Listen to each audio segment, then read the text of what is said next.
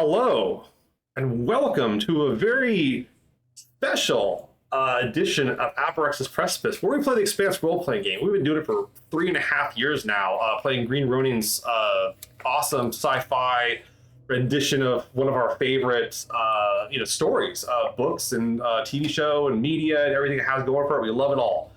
I'm John Baltina. I'm the Game Master, and I've been running this huge campaign of the Expanse now for a while. And we have been honored, privileged, in fact, you might say, to have an excellent working relationship. That's how I render it. They haven't told me that's what they call it, but I like to call it that. With Green Ronin Publishing. And if you don't know, they have a new edition, kind of quality of life update of the Expanse coming out called the Transport Union Edition. I wrote it on a little note on my screen here, so I remember to say that correctly. And they have been kind enough to send us the manuscript for the new Quick Start adventure called Lost But Not Alone. So we thought we'd play it. We thought we'd come out here and hang out, try out the new rules, try out this new thing, and most importantly, and I know Scott's very excited about this down there, not play our normal characters from the show that we play. We know that space is hard and dangerous, and we'd like to make sure that our commitment of 3 years into a character, we can have a little more fun when we're not so attached to it. So I thought I'd go through and let everyone introduce themselves, tell you who they are, what the Expanse kind of means to them, what their experience with it is, and then who they're playing today. And these are all the pre-made characters out of the adventure. We're very excited to kind of show them off and have fun with them. And they're a good lot, actually. It's a good crew. They are crewing a ship, which I will get to after they introduce themselves. So let's go ahead and kick off. Mike, why don't you start off with us? My name's Mike Shung. I love Expanse lore, alien tech, sort of the horror aspect of it all. And today I'm be playing Koa Garcia, an ex-MCRN, but I'm an engineer of the ship. And yeah, I'm looking forward to it. Awesome. All right, next up, I think we have Marcy. That's me. My name is Marcy Brown, and I really love all of the Expanse's exploration into culture differentiation across like colonization of space. I thought all of the details added really made both the characters and the whole entire universe come alive in a really exciting way. And today I am playing Olivia Anand and a Martian medic. Awesome. All right. Scott, this is the one I'm most excited for because this is the farthest cry. I'm going way off. My name's Scott. The Expanse is just probably one of the best hard sci-fi books series out there, and you can't go wrong with that. But anyways, I will be playing your Belter pilot, Phoenix, tonight. It's going to be chaos. We'll put it at that.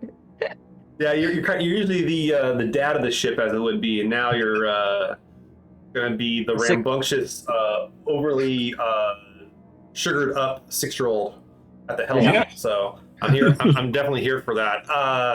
Donna. Donna Pryor. I have been with Expanse lore. I started reading about book 2 and have read everything and started watching the show.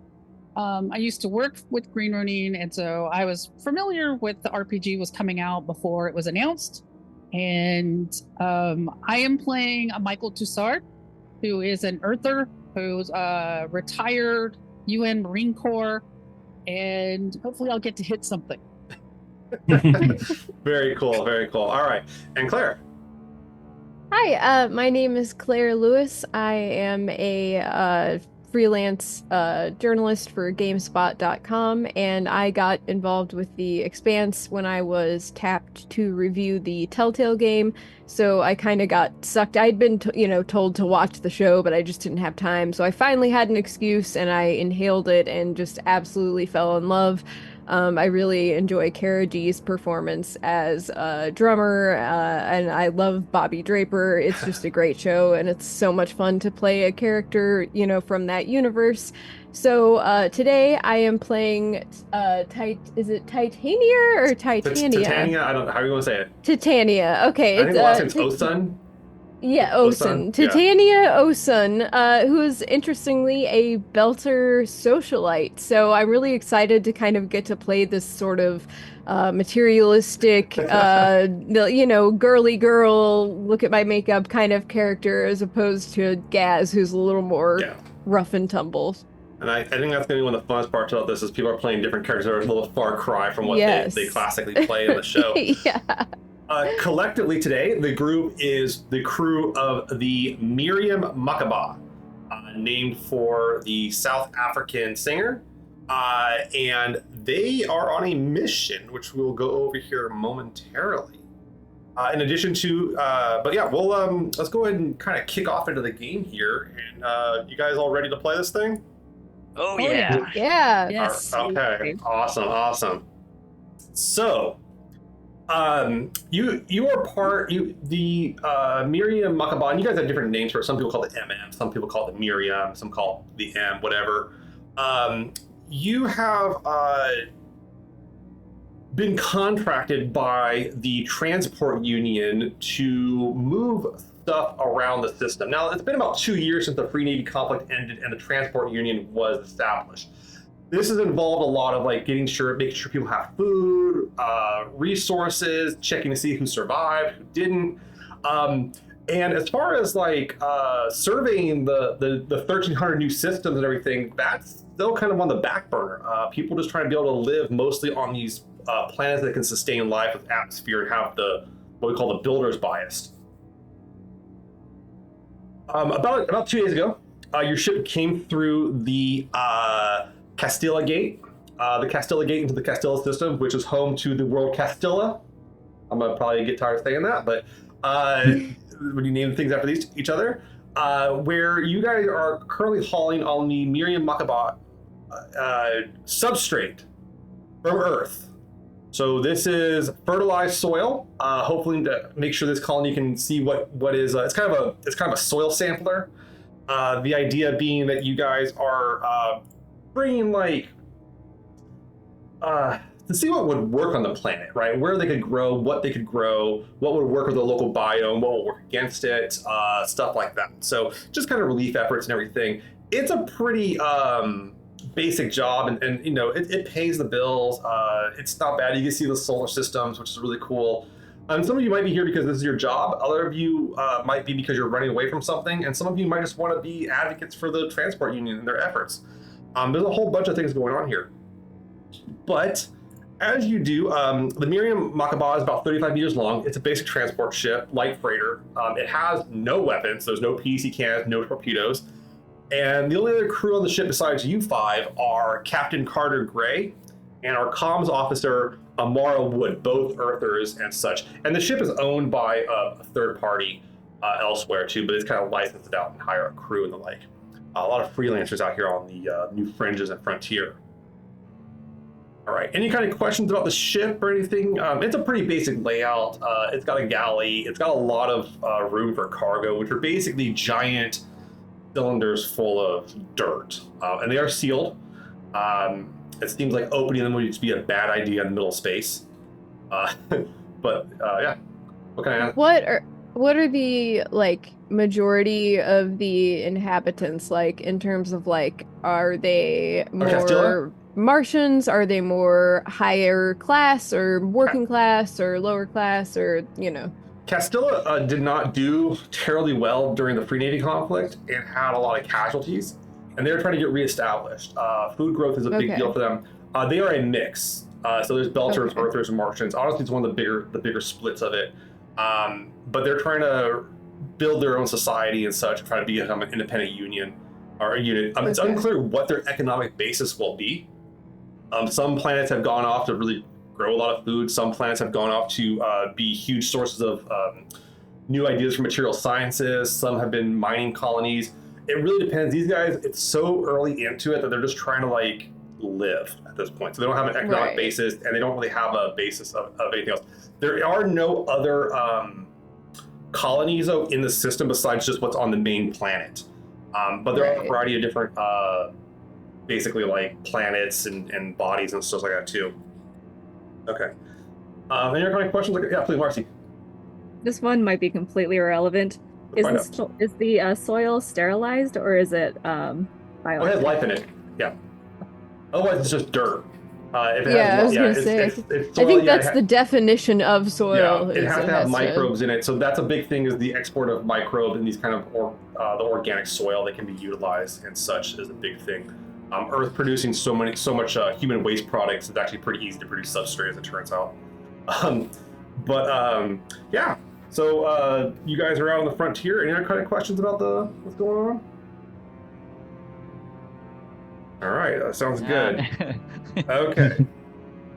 So, you guys are out hanging out on the ship here. Like I said, you guys came to the gate about 2 days ago, and you're on the float, just kind of going through and cruising, not accelerating, just taking it easy, conserving fuel. This is a for-profit mission, so the idea is that it uses the least amount of fuel.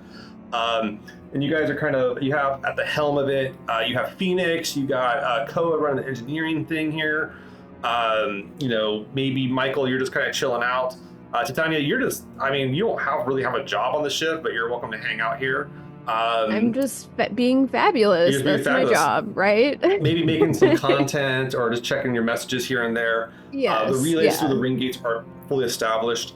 Olivia, checking, making sure the nutrients in the food for the crew are good. Just doing the nutritionist stuff. Pretty easy. So you guys are out having your dinner, whatever it is. The ship's largely pretty automated, and you get as you're sitting there, Captain. You see kind of a thing kind of blinging on the screen, and you've seen this happen before. Alerts. It's not like a major alert or anything like that, too. But the Captain Gray goes over to it, and he hits it up, and he goes, "Yeah, what's going on?" And it's the comm officer, our good friend up top. Officer Wood. She goes, "Hey, we got something going on up here, Cap. You might want to take a look at this." And he goes, "Set it down here." And you see him kind of looking at something. There's something on the screen. There's some information. You hear some noise come through a little bit, and you can see him kind of roll his eyes. He's, "Oh, shit. Okay. All right." Anyone here have anything? And you guys are all witnessing this, no problem. He's not being subtle about it, trying to hide it. Got problems over there, Cap? Phoenix, yeah. Look, yeah, he kind of moves on the front of the screen, points to it, and you can see this, you've seen this before, Phoenix, where it looks like a signal's coming through. He's like, "Yeah, we're picking up a real weak signal off of one of the moons off of the planet. There's some gas giant you guys are kind of not coming too close to, but the gas giant has such a big orbit that it hasn't been near the gate for probably decades, well before anyone ever came through it. And that's one of the problems they're kind of having with the new systems is they're still trying to establish what the orbits are like and how the planets move because they've only been looking at them for a dozen years versus hundreds or even thousands." And he goes, "Yeah, we got some pinging off of this moon here.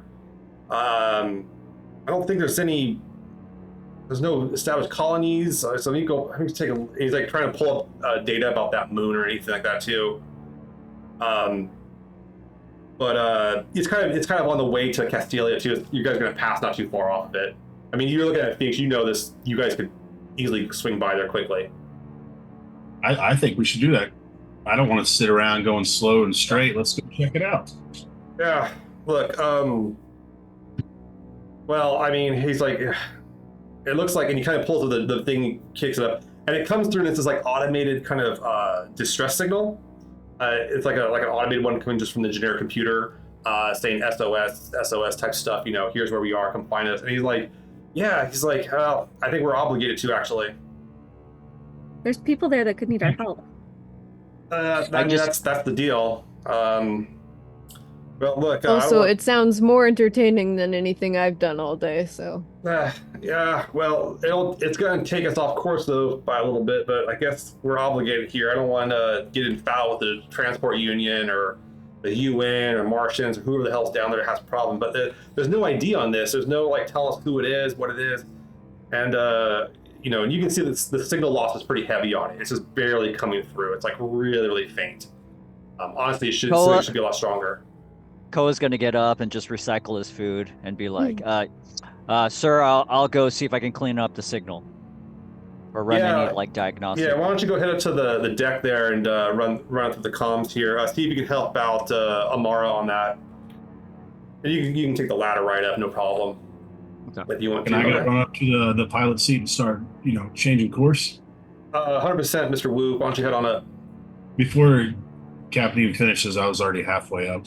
The two of you head on up, crew on up there. Michael or I gotta get everyone's name here. Titania or Olivia. You saw the other two members of the crew, the engineer and the pilot, head up to the nest, the deck. What do you guys want to do? I mean, I think I would probably follow, just kind of like Curiously? at a distance. Okay. It kind of look busy, like I'm looking at my hand terminal Okay. and just kind of Okay. looking for somewhere to lounge out of the way, because Okay. like I'm kind of famous and sometimes people just kind of swamp me, and I Please could don't touch use anything. some privacy. Like I would touch anything in this repulsive, dusty room. It's fairly clean. It's just kind of old. What about you, Michael? What are you doing there, Tassan? I'm just gonna look around and then go. I just assume that I'm gonna have to do something, so I'm gonna go grab all my weapons. Okay. So you head over to the weapon thing, open up a locker. You have weapons in there. You guys have like a pair of rifles. There's a few pistols. You know that Koa is also trained on rifles and such. And I think, is it Koa and who else had rifles in their sheet? Was it Olivia? I think it was just. I got pistols and rifles. Yeah, I think. Same. Okay, yeah, Martians. also Olivia. So you have 3 members of the crew that are trained on like on heavier weapons. Yeehaw. So yeah, okay. You get up to the deck there, and Koa, go ahead and you get to the thing. You start trying to screw around with it. Go ahead and you take a look at the ship's sensors here. What do you want to do? You want to try to clean up the signal? You want to try to pinpoint it? Like what kind of stuff do you want to do with the? Okay, so it's coming in faint, right? Yeah.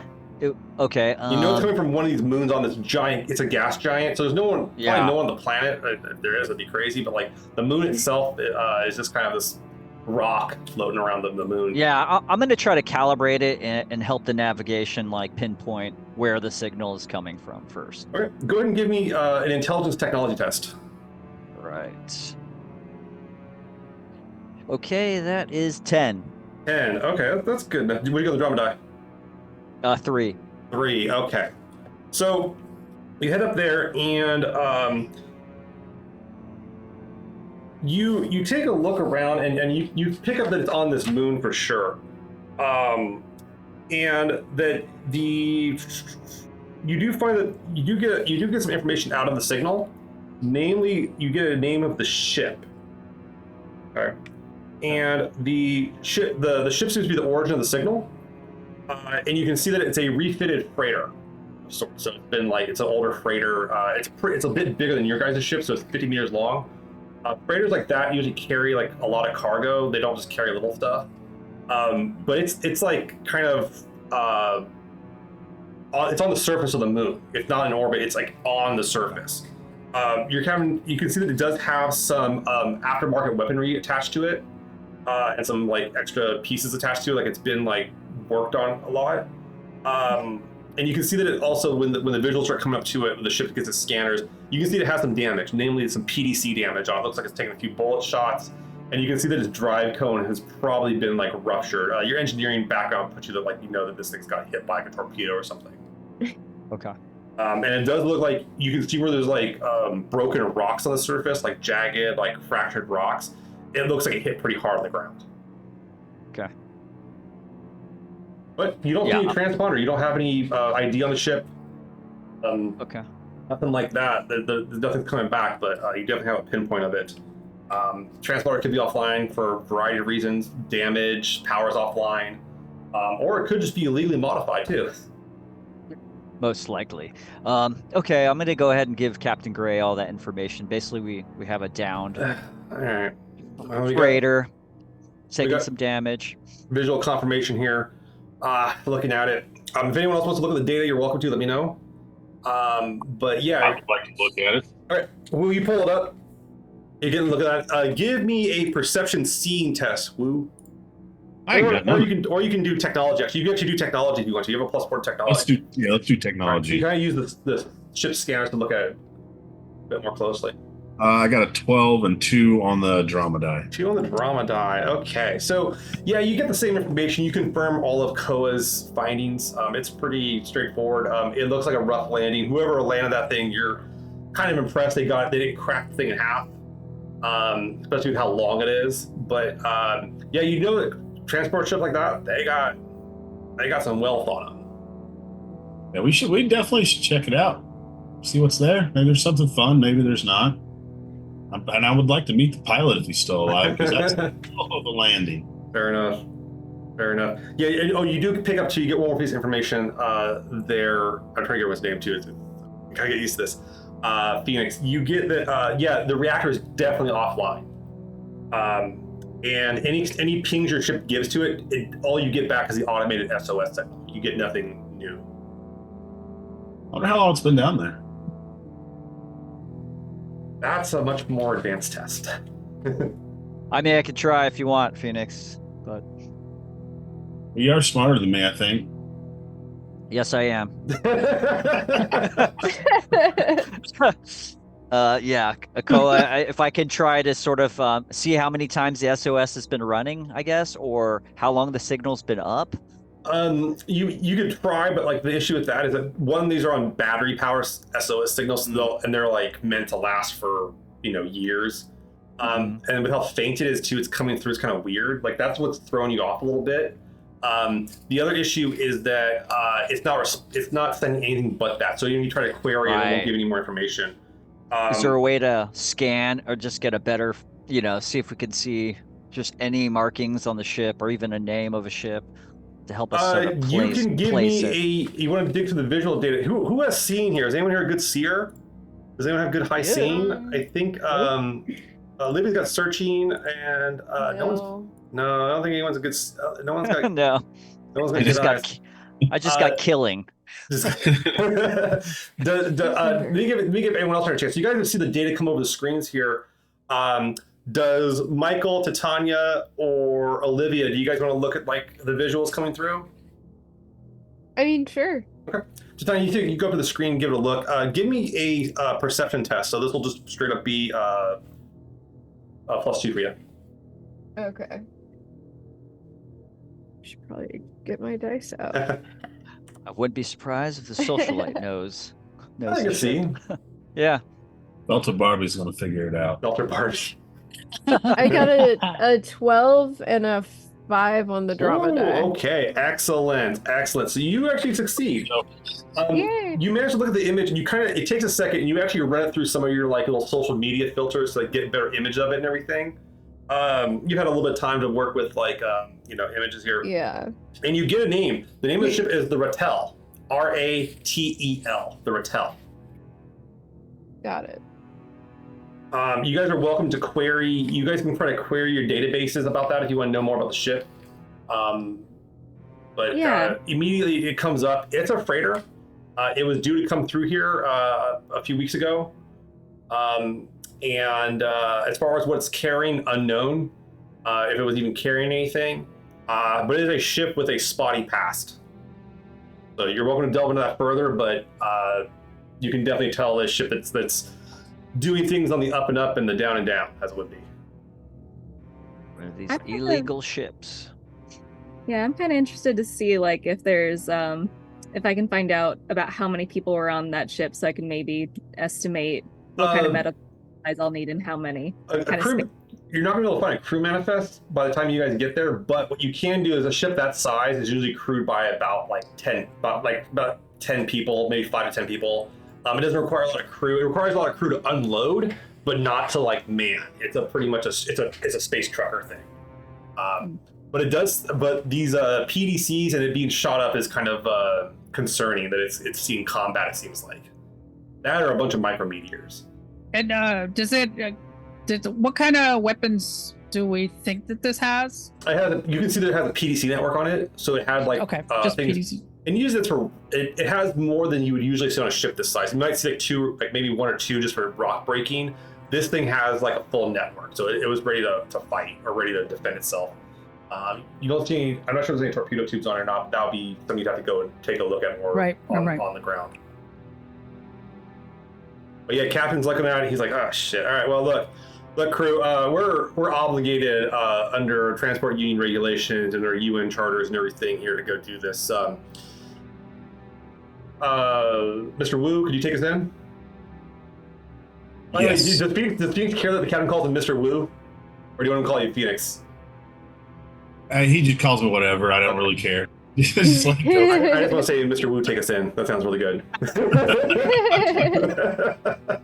I mean, Phoenix You is wanna kind of go an really ominous fast? name. Yeah. The question is, will we rise again? Right. You burned your ship. You crashed and burned, but will I rise again is the question. And you're like, that is a weird name for a pilot now I think about it. Slow? Or we want to go full bore? Well, he's like, he's like, well, first thing you need to do is you need to scan for a landing zone. That is the first thing. I figured we just figure it out when we got closer. All right, you take it into a geosynchronous orbit. That's pretty easy to do. No roll checked. You guys start scanning the surface. You can see that there are the surface is pretty rocky, like it's really jagged. This is not something you normally want to land on. But you would have to. You can see a pretty easy spot to land on. You guys pick up the scanners, pick up a fairly smoother spot. Doesn't maybe had an impact like maybe a few hundred years ago, a few thousand years ago, like someone hit it, kind of clear the spot. It's about 2 kilometers out from the location of the Rotel, which means you guys would have to walk. You guys feel like walking? Well, I'll tell That's you good. what. We're gonna go on in. It'd be nice to walk in a straight line for a change. So yeah, that is. You can also look for other landing spots if you want to. Also, just take some more time to check the planet's surface if you want to there. Phoenix. No, I'll just go for the first one I see that looks. Yeah, that's safe. the easiest when you see it. The ship scans it automatically, pops up. Other landing spots would be like difficult. You would risk damage to the ship essentially. Okay. All right. And I don't want to fix that. Yeah. Man. Maybe I should. All right. Captain Gray comes on and says, "All right, guys, look, we got a landing zone. ETA. We're gonna drop down there in about the next hour. Go ahead. I want everyone in crash couches the next 30 minutes. Make sure you have your gear strapped down. You got your drinks locked up. All your gears locked up. Make sure nothing's gonna get loose on us. We're heading down and prepare for microgravity, everybody, and our maneuvers." So he gives you guys some time. You guys can prep up some. What do you guys want to do in that 30 minutes? Besides just like lock down your gear. I'm going to put on some headphones and listen to heavy metal and pump myself up. Yeah. Michael's better than that, but I'll prep a triage kit, at least one, and just kind of also quick little inventory on the medical supplies we have on this ship to make sure. ship's fully stocked medically. You do have like a med kit you can bring with you. It's like a back. It's if you're going to go in low gravity, it's kind of like a suitcase you carry with you, or kind of something you can kind of cover over your shoulder. Yeah, you have that no problem. That's all been readied, and everyone's got back suits. That's not even an issue. And the like, okay, yeah. But you have I'm just gonna stretch out a bit, and get ready for the walk and hauling of things. Limber up, yeah. Limber up a little bit before I get in my suit. You know, how many of these jokers are you gonna have to carry on your back to the ship there, Michael? Exactly. We also should mention, I forgot we should mention, Michael has kind of a weird physical appearance. Have we talked about that? Not yet. Okay. Do you want me to talk about it, or you want to talk about it? I'll go ahead. I'll go ahead. You want me to go? Okay. Yeah. So Michael's skin has like scales. There's little overlapping like scales that they look like they look flesh color like Michael's flesh, but they are not flesh. They are actually metallically interwoven pieces of scaling. You can tell that Michael has basically dermal implanting from their time in the military. That is to make them like quasi bulletproof. So there's a reason why Michael's in charge of security. Yeah. I have an impressive magnet collection of people trying to stick magnets to me, kind of decorated inside my locker.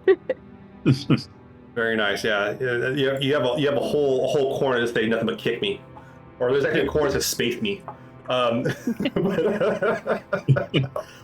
but yeah, you go ahead and you prep up your gear here, Michael. Make sure that the kit's all good. You can check your rifles and everything to have access to that. Make sure everybody gets their rifles. You do know that Koa and Olivia are both trained on these things as well. So, and I think Tatiana's the only one that doesn't have a weapon. Yeah, Phoenix has a weapon. Yeah. Yeah, Tatiana's, Taser. I'm unarmed here. no taser on the ship. I No, just- that's what we're trying to get different from Abraxas Precipice, trying to differentiate this game. Is that the people at Green Runner were like, hey, we want something different, and I was like, what do all Abraxas Precipice games have? And I said, it's a taser. Taser. Yeah. So we're going in strapped. Taserless. Taserless game, yeah. But no, so okay. What about Titania? What do you want to do while they prep up? You hear the medical kits getting prepped up. You hear the pilots getting ready to start going through and check all the thrusters. I think she is like kind of posted up, updating her followers and, Okay. whatever, that kind of thing, taking pictures. But she's also keeping an eye out for any opportunity to get her hands on like a pistol or any sort, even like some sort of like blade, just anything self-defense wise. She's kind of trying to look for an opening that wouldn't make people be like, why the fuck does she even, what is she doing? Like, I mean, you can get like a small like club type item or like basically some just a brandishly thing if you want well, to. yeah, I'll definitely get that, Okay. but she's definitely keeping her eyes open for bigger, deadlier opportunities. You know that Michael keeps a pretty tight wrap on the security of the ship here. That the weapons aren't freely loose here and everything too. And everything. I do have persuasion, so I could try to All right, so you talk go. somebody You can into. go try to talk to Michael if you want to. Hey, Okay. yes, do All it. right, so you go talk to Michael. Yeah. You can see Michael's in the security locker going through stuff. The door is locked, but there's like a talkway through. You can talk to them while they're going over the check of the gear. Okay. So Titania kind of walks up after, you like kind of checking her makeup in the mirror and making sure, her hair is perfect or whatever. She kind of walks over and is like, hey, I can see you're really busy right now, but do you have a moment of can I have a moment of your time? I will be very quick, I promise. All right. I'll turn around and look at her. It's like, sure, little darling. What can I help you with today? Well, it's mostly my fault, but I wasn't anticipating as many of the crew of the ship recognizing me from my social media posts, and everyone's been so nice and so accommodating so far, but there have been a few creeps that have just given me a little bit of a strange feeling, and I'm looking for something I can use to for self-defense. And I thought you might be the best person to talk to about that. Do you know how to use a pistol? Yes. There's like an extremely long All right, pause. that is a deception check. As you try to convince him. So Damn, not persuasion. You got high communication. You got foreign communication. You can do this. Let's see how you come off Got here. it. Yeah, just roll the dice and add 4 to it. Ooh. Okay, I got 2 5s and a 4, and then what? Oh, that's pretty good. Was 18. Yeah, it's 18. All right. 18. Okay. So yeah, I mean, this Michael, they come off like they know how to use a gun, pistol at least. All righty. Well, Awesome. let me grab one for you. I'll grab one. Just like so, right? Is that don't point this at anybody. Yes, That, I've like heard one of us? that saying before. I won't point at anything I do not intend to destroy. And if I could, one more favor, please. This conversation didn't happen. Fine by me. I'm not much of a talker anyway.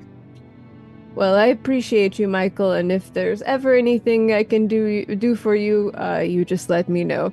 And she kind of like slips it in the pistol like into her bag and kind of leaves and goes and posts up in the hallway to continue just kind of updating social media and taking videos and whatever else, like live streaming and that kind of thing. As she kind of turns to do the thing, we're like, you should probably get yourself a belt and a holster for that. I do need her to find one of those. Okay. So yeah, you kind of pocket it and everything too. It seems like it feels like it has something in it. Maybe you can fire. You're not sure. But yeah, you do manage to get a pistol, Titania. So, all right, cool. The anyone else anything before they want to do land? I'm just going to bring any tools, engineering tools, or anything we might need when we hit the ground. You got a repair kit, yeah. Breaks. Basic diagnostic repair kit, so you can go into the thing and figure out what's wrong with it, try to get everything started back up, if it can start back up. So, all right, cool. Ship goes to maneuvers. Everyone gonna get in the crash couches here, I assume. Yep. Yeah, of course, we're gonna do the definitely. smart thing and get in crash couches. Okay. As is protocol. Yeah. Protocol, yes. That's the Expanse is a very easy game to have your characters commit suicide. Like if you just don't, you're tired of living, you can end it pretty quick there. Okay. Phoenix, you're up, man. So you have a you got to make a piloting test here to do the landing. This isn't a hard landing. You can do this one pretty easy here. Well, let's give it a shot. All right, so this is going to be a dexterity piloting. How long have we had this pilot? I got 18 and 6 on the drama die. Oh, baby. Ooh. All right, you managed to land with a flourish. You actually land quite quicker than you thought you would. The descent's a little aggressive, all of you. You guys kind of feel your nuts go into your throat as you drop down. You're kind of rapidly. But Phoenix does it smoothly. It is things didn't just appear. They kind of transition throughout your body as you descend, and Phoenix gets you in. Before you know it, it's a super smooth landing by Phoenix. Phoenix, yeah, you. Captain says, "Excellent work, Mr. Wu." I know. All right. Showboating belters, man. Showboating belters. They never stop. All right, so you guys get up and you mark 2 kilometers from the location. The walk, based on what the scans from the ship and the outside looks like, you can see that it's a pretty rocky terrain. There's lots of jagged rocks, stuff kind of sticking out here and there. It's not like this isn't just going to be a cakewalk. You're going to kind of watch where you step and everything. So basically, the captain and the comms officer, Captain Gray said, "Look, I'm going to stay on the boat here, make sure everything's going well." Our comm officer Amara, she'll be watching this in case any signals come out. We can get a hold of someone else to come out here and do it. Unfortunately, right now, you look at the orbit, you guys can see the planet, where the moon you guys are. It's the size of Jupiter, so it's hard to miss in the sky. He's like, unfortunately, right now, we got a few hours of being occluded from Castilla and the gate, so no signals coming in or out for a little bit, guys. So, but we're gonna keep on trying here and try to see if we can ping off a satellite somewhere, get our brothers here or get our way out. So, but you guys go ahead and do a rescue effort there, try to get back who you can living, and see if you can get their ship back online and find out what happened. Affirmative. We'll get it done. All right. So, you guys all suit up, get into your basically just some back suits, nothing too special, nothing too fancy. Equip up. Olivia and Michael, both of you have rifles strapped over your shoulder along with sidearms as well. You notice that you've seen Phoenix. I think Phoenix has a pistol, right? Yeah, Phoenix has a pistol. And you see Koa's got a pistol. Koa having some Martian trains, not a bad shot either. However, the other 4 of you notice, or the other 3 of you notice that Titania, the civvy on board, has a pistol, not in a holster, but in their hand. Who armed that? Who armed the passenger? This is not standard by any means. Absolutely not. You're going to hurt yourself that way. I mean, you were the MCRN. Listen, I just need something for self-defense. I'm not going to hurt myself. But if anybody happens to have a spare holster, do let me know, because I want to be holding this in my hands just as much as you want me to be holding this in my hands. Tussard. So. Tussard's an extra holster. Give the gun to Tussard. No, I'd prefer the holster coming to me, actually. But thank you for your input.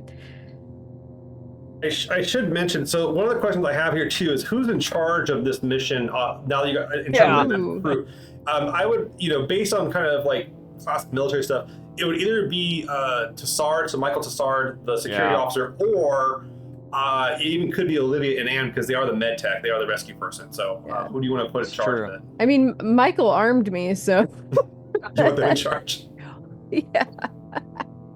I'm kind of feeling security officer for this one, and heavens forbid anything happen to Sard, I'll step in. I mean, I could be captain for you guys out there if you want. I can fix anything, but not people. So That's what I'm here for. No worries. I got the people. Okay, so I'm hearing Olivia's in charge, or Michael's in charge. Reach over and kind of put my arm around Tatiana and just say, "Oh, she'd be fine." Kind of, wrap her on the helmet. Seriously, I promise I'm not a I think Michael's total in charge. airhead. Yeah. All right. I'm not a total airhead. If it's not attacking us, I'm not shooting at it. So Relax, please. My question to Michael is the weapon you provided to Titania. Did you keep bullets in there, or did you not put bullets in there? Nope. Okay. It's like a tourism thing. We're letting her feel like she's a part of this. Yeah. Oh, great. So I have no ammo. Okay, You can throw it. awesome. That's a throwable object. Do I notice that? No, you're not familiar with the weapons. So there's no ammo in it there, Michael?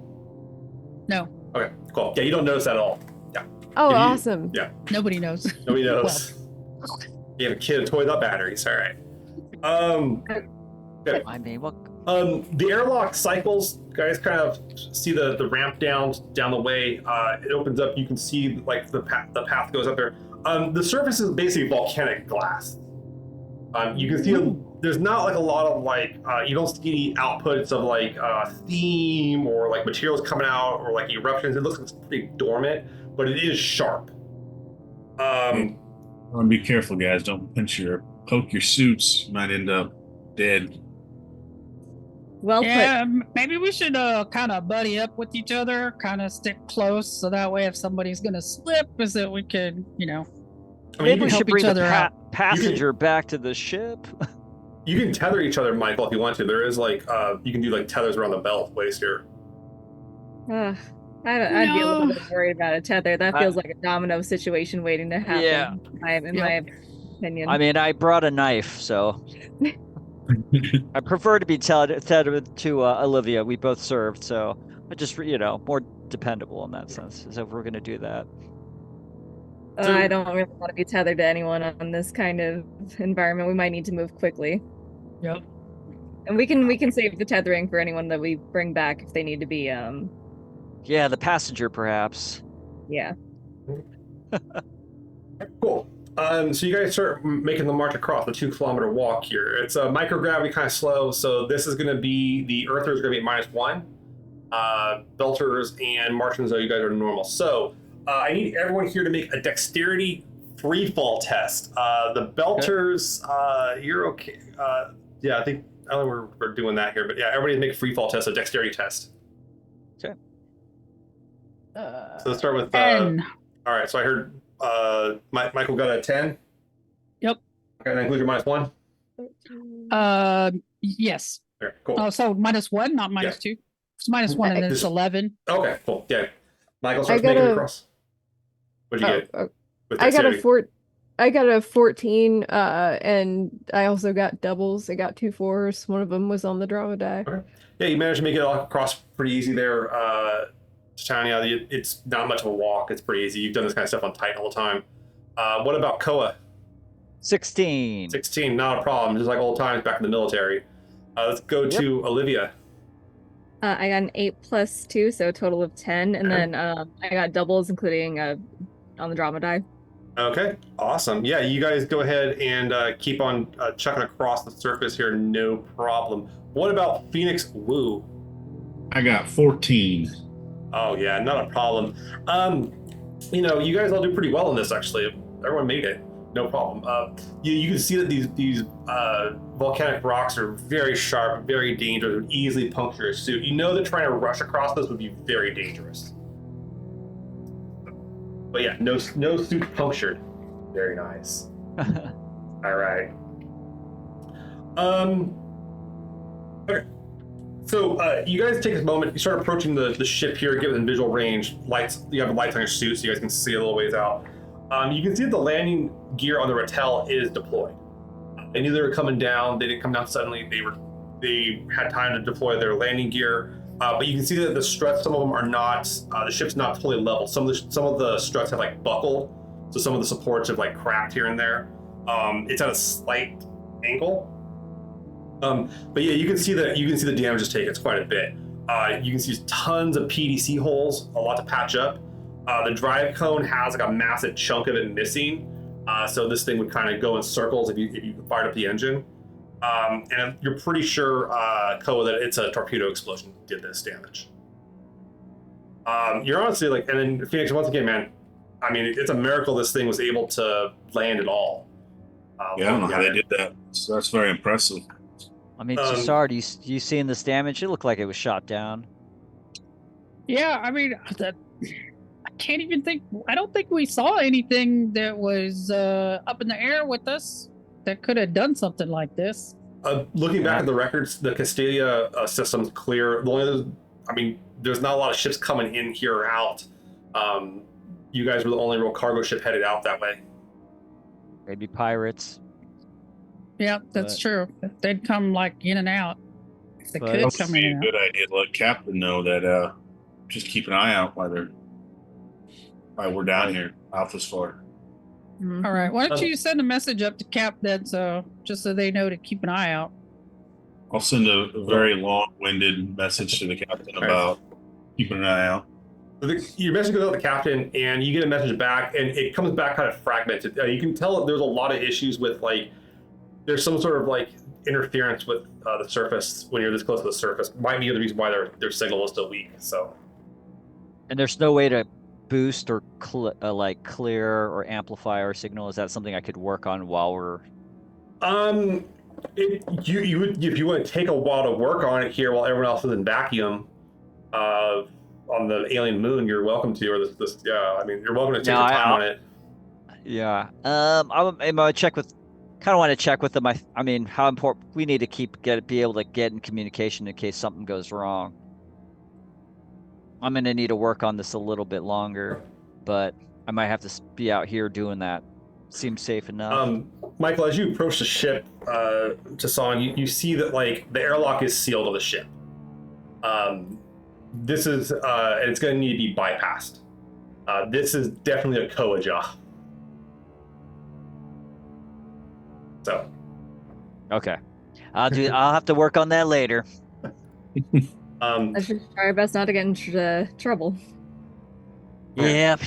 Let me crack this thing open. All right. So, Koa, you got the engineering tools. You got. Now you can open the airlock one of two ways. You can try to go through the software and try to bypass the thing, or you can try to just use engineering techniques to not rip it open, but take off the hinges type thing, or cut it open or something. Yeah, let's cut it open. All right. You bust out your blowtorch. You start messing with it here a little bit here. What about everyone else? So you see Koa starts going off on the thing. Let's go to 10 seconds. What are you doing? You seeing Koa's up there on at the airlock, shh. Can I do a searching check to just kind of do a preliminary check around for threats and for any immediate people? Okay. Yeah, give me a search test. Watch my back.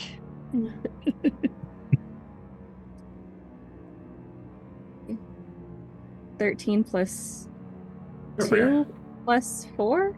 19? This is just the one number. If I have it listed as a number, you're good. So it'll be a plus 4, yeah. So you got 16 or something like that, I think.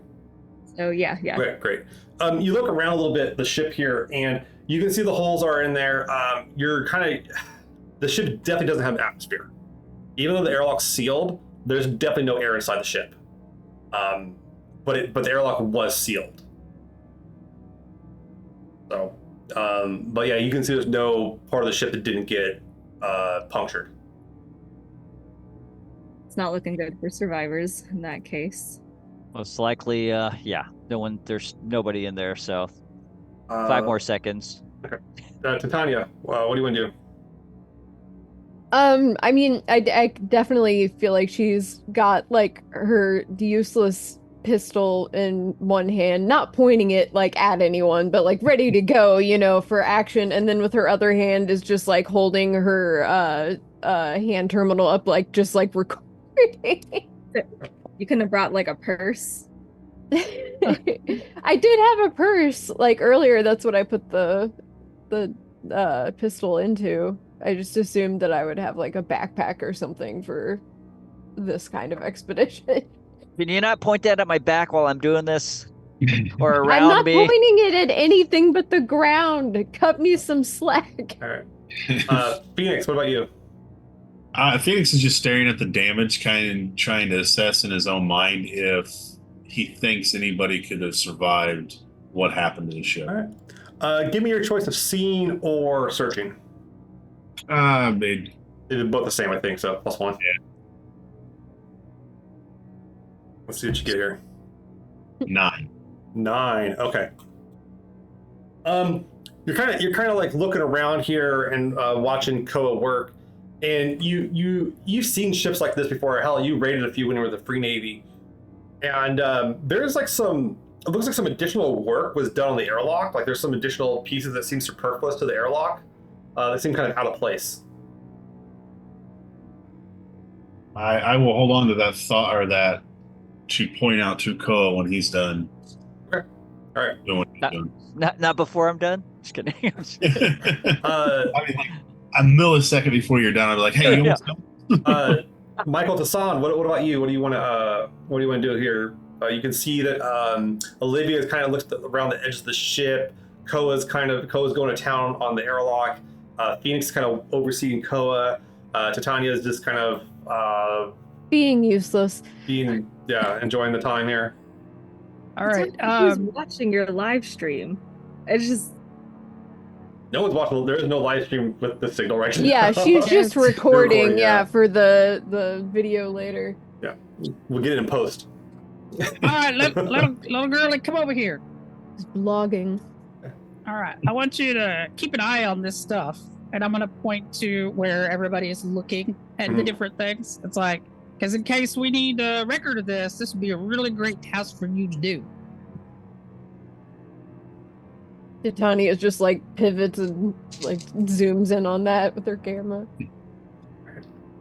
Koa, you're getting ready to like kind of cut through the rest of this thing, and Phoenix has something to say to you. Phoenix, what do you want to say to Koa? There's some weird stuff over here. I don't know if you want to look at it. I mean, it's kind of more probably up your alley than mine. I'm more of like the flying part than the rest. So I like immediately stop because that's just like I just was like, what? And I want to take a look at this thing because if it's modded to be like a trap or I just kind of want to see what they did to it. You come around. You kind of go where Phoenix is pointing out, and you can see that there's like a series of kind of like wires, like really thin, like metal wires, kind of like basically kind of soldered to the edges of the door. They look like really out of place, like they have no function. Would I be? I mean, through engineering, just building stuff, can I tell if this is is it something that's made? Is it like a trap for the door, or is it just something totally? It seems like whatever it is will do something when the door opens. Like right now, it's very taunt, and it'll untaunt when the door opens. I'm glad you said something before I finished. Tussard, I call over security to see this and kind of point this out. All right. So you come over and look at it. You've seen this a few times in your life. It's a tripwire. Yeah. That was close. Yeah. Why would there be a tripwire on the door? Who would have done that? I mean, they don't want us. Do they not somebody want? That's just really strange. I mean, there's no air inside. Yeah, there's no air inside. That we know of. You think we could disable it? Yeah. Let's try to disable this thing if we can. Alright. Let me see how touchy it is. All right. I wanna So buy this is Everybody stand back a little bit. disarming this is your choice of either intelligence demolitions or intelligence security. Do you 2-star? Yeah. I think our smartest characters are Titania, Koa, Olivia. That's definitely not Tassard. Nope. Okay. I mean, I could give it a go, but I mean, yeah. Hey, let Belter Barbie try. This is way too dangerous for a passenger and not to protocol. I mean, something could go completely wrong. You know what kind of trouble we could get in for that? Oh, no. Do you think Yeah. I'm on this ship just to sit around and be entirely useless? Actually, don't answer that. But any way I can help, I would be happy to. Also, I take Belter Barbie as a compliment, so thank you. You're It's all welcome. right. You just hold over here. Yeah. Let me just do this the right way, and then whatever. You could go edit it later and pretend you did it. But for now, It's we're not gonna- about pretending. Just let me know when you decide you need an extra hand and are willing to accept one. appreciate it. So, Koa, you can actually use like your engineering skill on this, but it Okay. increases the target number by 2. So basically, it's what's called tangential focus. Okay. So if you want to try that, you can try roll your engineering, but it's a little bit harder than it would be if you had engineering or demolitions or security, and you can't get stuff points on this. Okay. Yeah. No. Let's go for it. Okay, go for it. +5. Okay. Mhm. I was gonna say, does the system allow for any kind of like helping type actions or anything? Not in this case because it's so delicate. It's very. I mean, he's going over a little wire. Like I'm not. You could. Okay. You ready? You're I'm not ready gonna, for I'm this not roll? gonna breathe, I'm not gonna What'd you breathe get? down your neck on this one, Koa. Okay. Yeah. All right. Stand back. 13. 13. Okay. I moved back another 50 yards. Koa, you go through and like you kind of like supplement the wire. You're going through it and like it's really tingy, and you're kind of falling around, and you think you can secure it to another position, and you take a moment and you're like, oh, and you barely pull it off. And you got exactly what you need to do it. So you manage to like disarm the tripwire, and it looks like the airlock's no longer rigged. Takes a deep breath. Okay. It's clear. So who's gonna open the door? I am kind of curious about what would have happened if we had tripped it off just to set the trap off and make sure nothing else happens. Yeah. Yeah, Would we? Yeah. For more. If there's this trap, how many more traps are going to be set up inside? Well, that's Well, if the they got- thing is, that, was this set up to trap the people, or like is this set up by the people inside to get anyone outside as like a defense thing, or is Oh, this set up by, yeah. or is this kind of a set as a trap for someone who's watching, maybe not too It's far per- away from here? It's Very pretty true. creative. Yeah. And it was rigged from the outside for sure. I Mhm. mean, like Yeah. to open. Yeah. Well. All right. Well, then I I will guess say we should. the wire did kind of go inside, so whatever would happen is on the inside of the airlock. So you don't know what would Gotcha. happen from the outside. You just know there's a Okay. wire. All right, go on, Michael. Well, I guess we can go ahead and open it. Let's see. Can we announce ourselves before going in case there is people in there? Or do we want to be more of I a mean, There surprise? is no oxygen Yeah. in this thing. And there's also you guys do get the SO signal on your hand terminals, are no problem. But like every time you try to ping the thing, nothing comes back. Nothing comes back. Yeah. I need to locate the beacon or whatever's sending us out. Right. All right. Is it possible for me to try to open it up and then be kind of stealthy about moving in? Yeah, sure. Yeah. Okay. All right. Go ahead and give me a stealth test, or Michael. All right. I'll bring so up that- the rear. I Fudge! Uh-oh. 3, 4, 6, All 7, four? 8, 9, 10, 11. 11. No, that's not bad.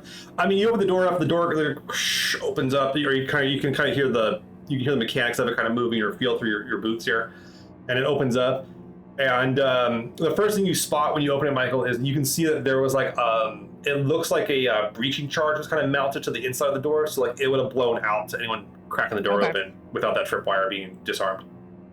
All right. I'm gonna make note of that and let everybody know. And you guys can see, like Michael points out, you can see where this like these blast things were going to come down if you were to open the door. It would have been pretty devastating, to be honest. Why would they do that? Whatever's outside, they definitely didn't want inside.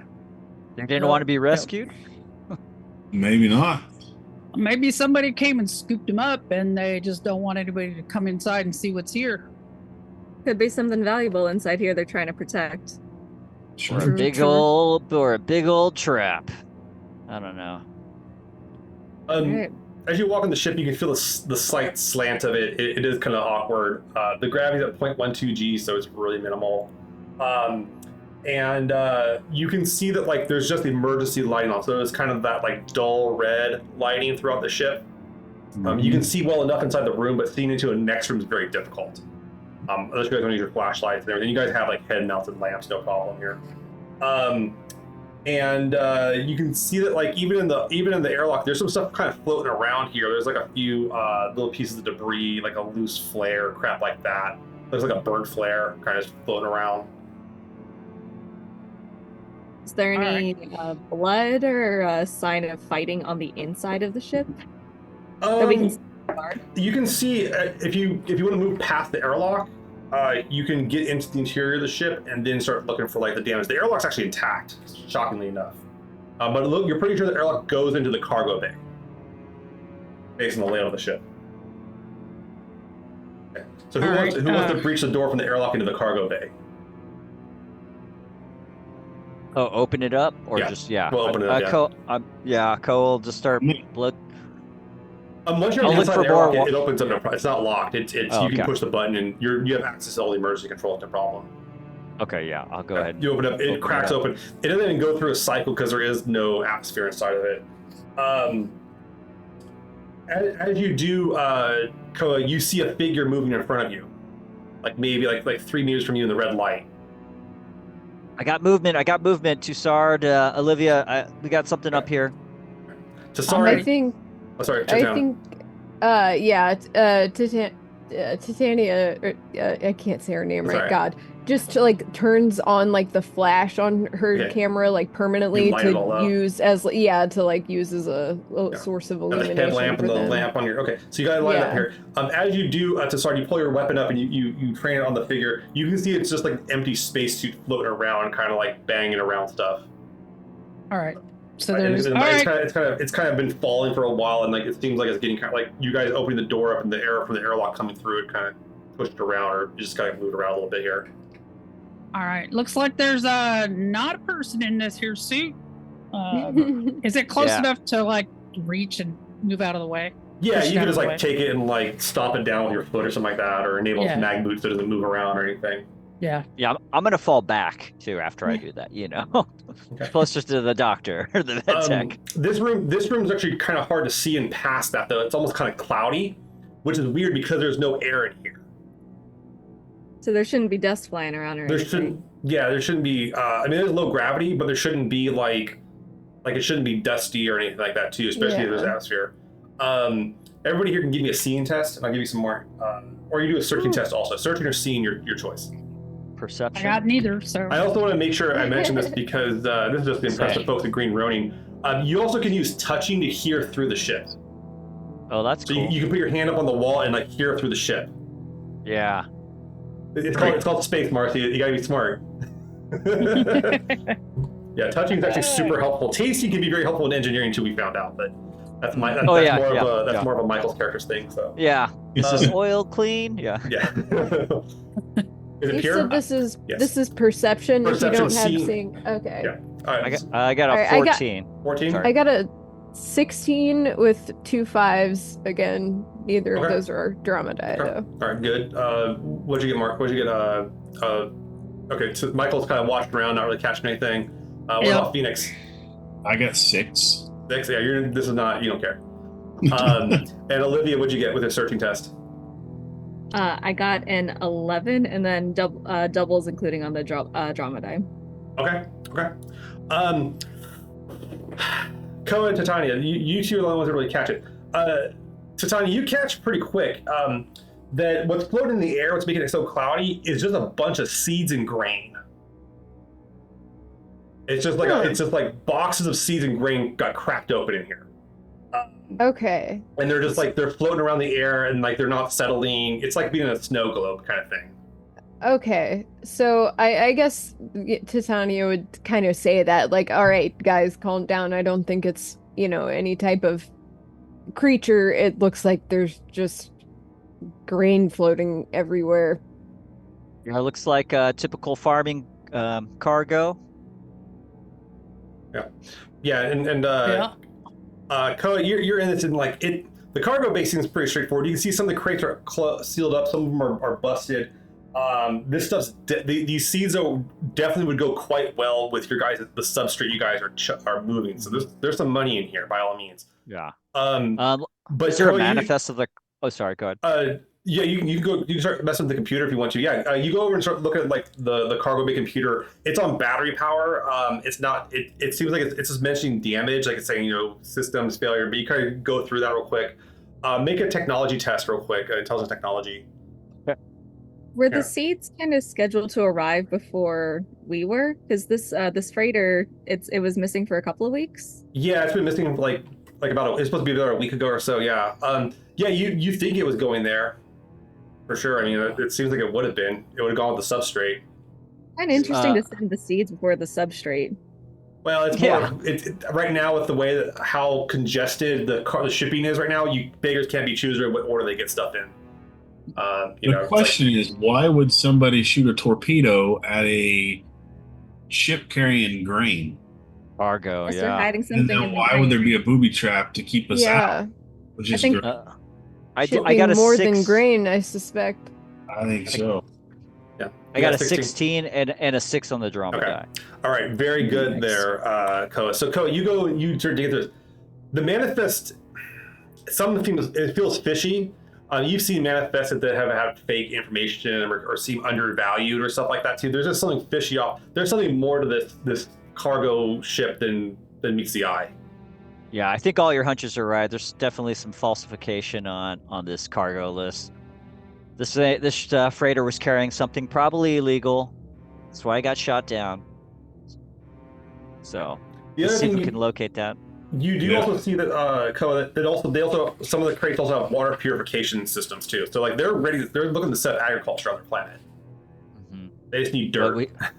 But we definitely could probably salvage the rest of this for what we're doing. We can tell. Yeah, Captain Woods will be happy about that. Yep.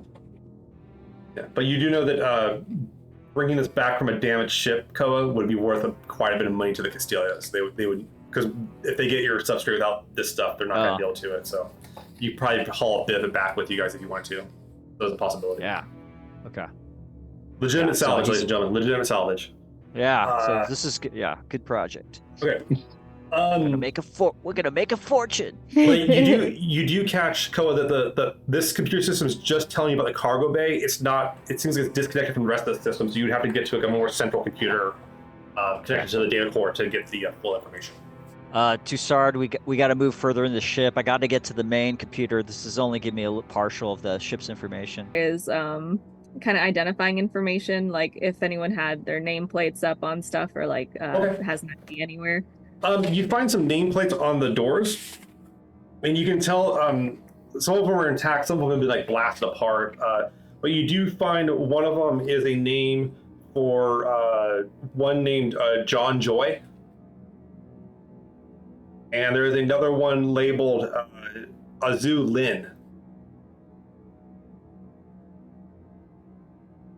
So and you said like blasted apart some of the nameplates, well, bullets passed through the ship and they might have hit the nameplates, and things and things also hit the walls, and I mean, stuff got broken apart. But you can see the Azu Lin one. That one actually, it looks like the way it's labeled, the way it's kind of it's more permanent. It's not like a temporary name tag, and you're pretty sure like it looks like the captain's quarters. I will say it is not fancy captain's quarters. It's pretty basic. Well, y'all, there's definitely quite a bit of blood here, but no bodies. I'm kind of uncomfortable with that. Maybe maybe I could do something with the lights and stabilize the emergency lights going on. We can see a little bit clearly. Is that something? Yeah. Sorry. Go ahead. I don't know. I'm just kind of wondering out loud, like, if these people maybe got taken to some kind of like other ship as hostages, maybe. Right. Or Oh, why take the people and not the grain, the cargo? maybe there's something security protected that we haven't found yet that needs at least one of these people alive. This Azu Lin person seems to me to be the captain of this vessel, is or was. Kind of. I mean, at this point. There's got to be like a transport or captain's log or something. Maybe we can access that as well. But see, maybe like they left some type of last message before going down. Yeah, I think that's Can we Find check the out? black box. Yeah. Can we check out one of these crew quarters that's closed Yeah, sure. to see if something looks different from the ones that are blasted open? Yeah, sure. Tasani, you go up to one of them. It opens up easily. There's no security on it. It's all on battery power. It opens up, and it's just a mess of a room. No bodies inside of it. Actually, no blood in here or anything like that, too. You can see there's a few bullet holes in the walls where some shots pass through, but like stuff's just tossed, blankets around, some clothing, basic clothing. Right. So maybe it's like when they lost Atmo, then possibly this stuff, or when they were landing, it could have just, who knows? It could have been unsettled by the torpedo blast.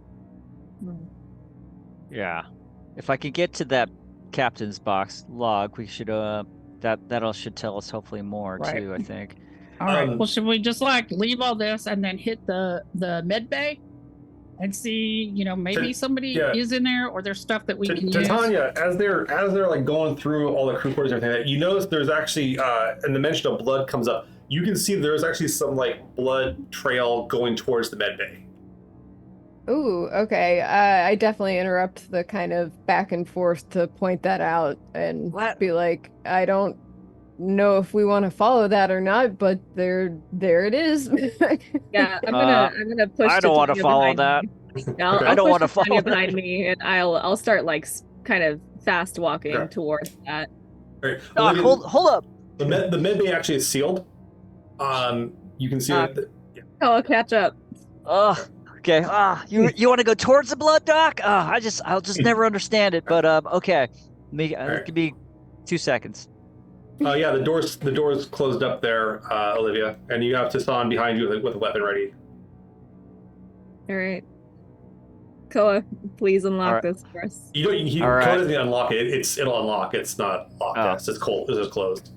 Fantastic. I'll go ahead and pistol ready, and also like flashlight up as bright as it can be, trying to just spot as much as I can in the seconds that I open the door.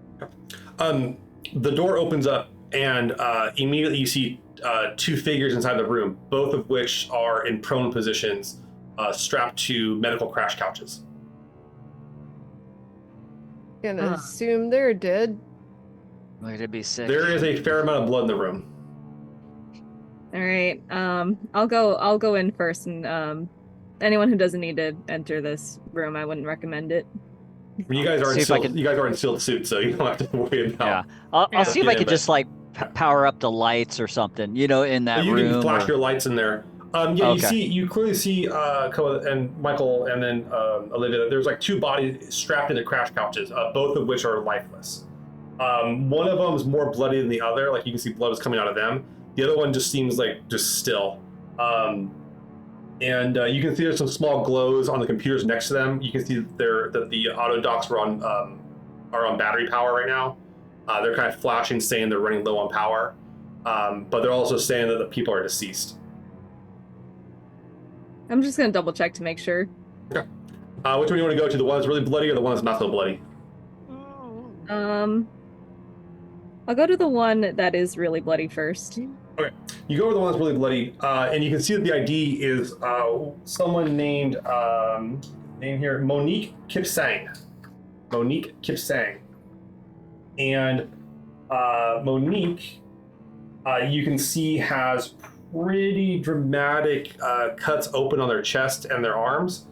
And you see the med computer next to him. You can pull the log if you want to and try to or try to dig through the log to see if you can get in there and what's going on. Okay, make a technology test there, Olivia.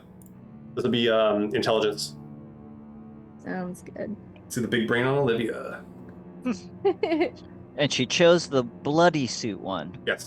I might as well make the Yep. obvious confirmation first. Yeah. That's a total of an 11. 11? Okay, that's good enough. Well, first off, the other reason you know they're dead is that there's no atmosphere in here. They're not wearing suits, so they're gone. But you find out that Kipsang was suffered substantial injuries during. They said they were substantial injuries during the crash landing, basically while trying to repair the ship. It looks like they were actively trying to, they're the engineer, and they were trying to actively repair the ship in engineering while it was landing, and they suffered substantial injuries. All right, I'll move to the other one. The other one, you go over, you find the name is John Joyo. This would be the one you saw the name on. This one says that their time of death is much earlier than the other person's, and it says that they suffered a stroke during high G maneuvers. I don't know why someone put them on this in the med bay. Well, they suffered a stroke. They didn't die, but this complication of the stroke, kind of a common thing. But Phoenix, that kind of raises your question about why were they doing high G maneuvers? Like, we're talking 2, 3, 4, 5 Gs. Get away from something. They must really like these seeds. I'll just Yeah. summarize. I'll summarize the deaths real quick, and it's like we don't have to inventory what's in here for now. I think we better figure out anything else that's in the logs. Yeah. Do they have any weapons on them? No. Okay. You don't see them. Anyone They've have been a- stripped down already too. They were down skivvies. I'm gonna say, anyone got a holster? No. Is there a holster? It's the in second that time mess? we've asked We're that. just we're just looking for a holster here in this whole shit. Really? It's like, But- you can keep your weapons, but we want the holster. Yeah, and the room is a mess. And you can see, honestly, try salvaging supplies here would be very difficult because they're just. I mean, everything's yeah, it's not everywhere. a good sign too if the engineer's not strapped in working on the ship. It must have been going down. I don't know what they must have thought there was a slight, I don't know, but yeah. So Maybe I don't know weapons. much about medical stuff, and I ain't that all smart, but how did they get here if they're dead? Someone brought them in here for sure. Well, yeah, The question is why. Olivia, you Well, catch that the one that had the stroke was brought in here before they landed, on their way to land. The other one was brought here after they landed. It's possible. This indicates to me that somebody survived and enough to strap their crew member in the hopes that, in an optimistic perspective, I would say. I don't know, kind of, if we can't say whether or not the person who strapped them in is still alive, though. The other thing you pull from this, Olivia, too, is that this room had atmosphere in it, but then was decompressed after these people were pronounced dead. So basically, they tried to save them, and then they're like, screw, just blow the atmosphere on it. So, John, been how many people are usually on a ship this size? usually ship the size somewhere between 6 to 10. Okay. 6 to 10. All Okay, right. so So we that's got, 2 down. 2 down. and we know that they're Captain Azulin. Yep. Gotta be somewhere.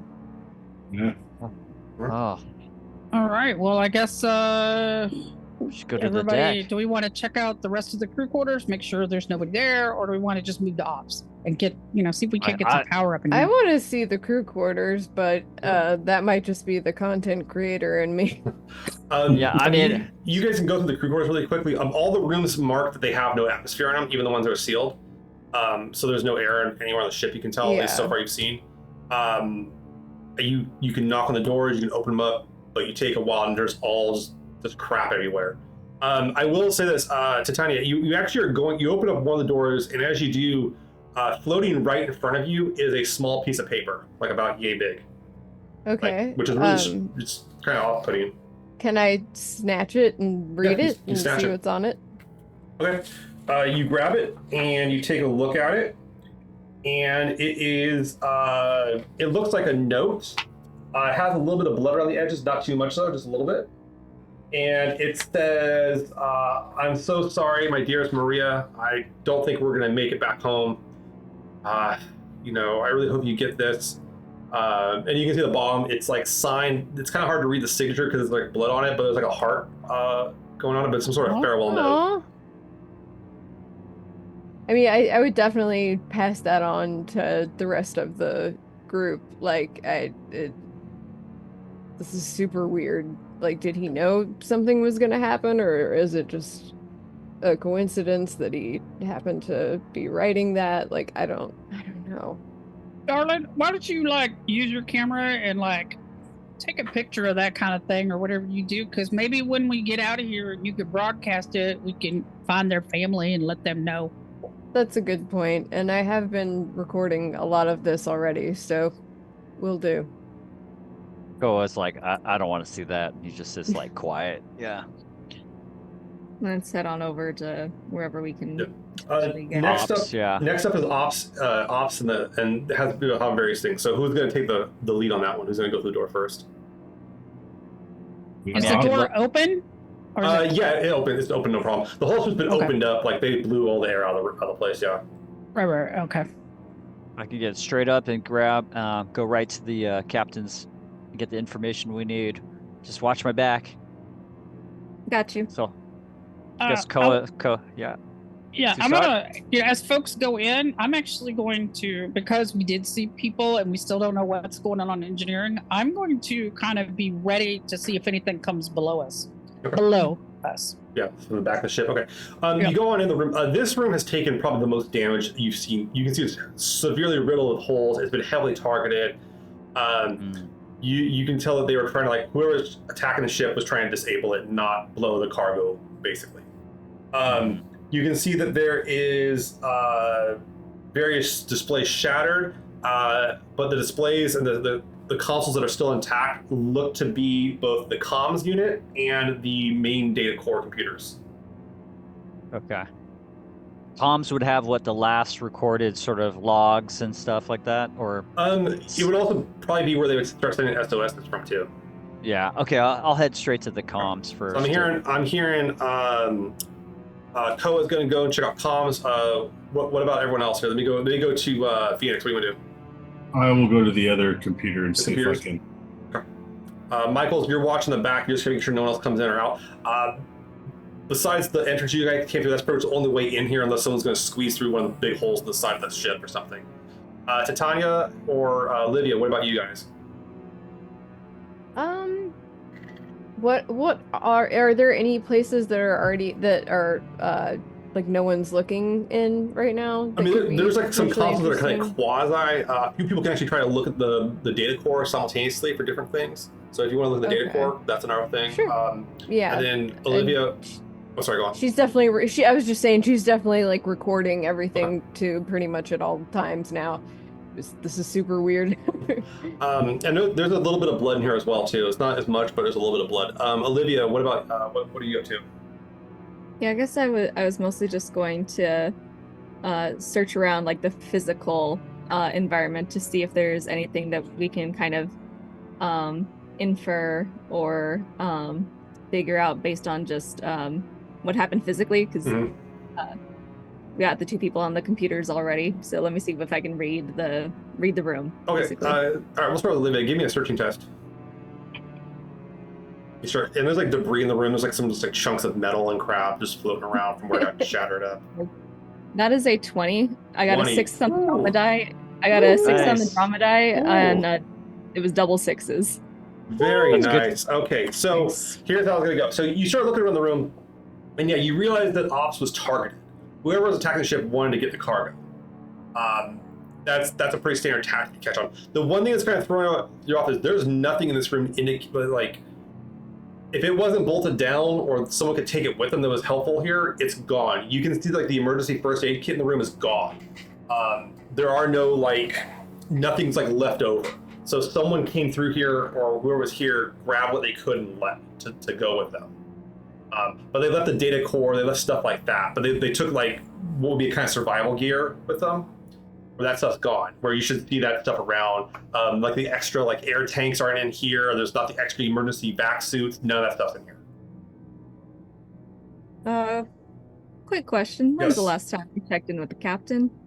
It's probably been about like close to like an hour or so.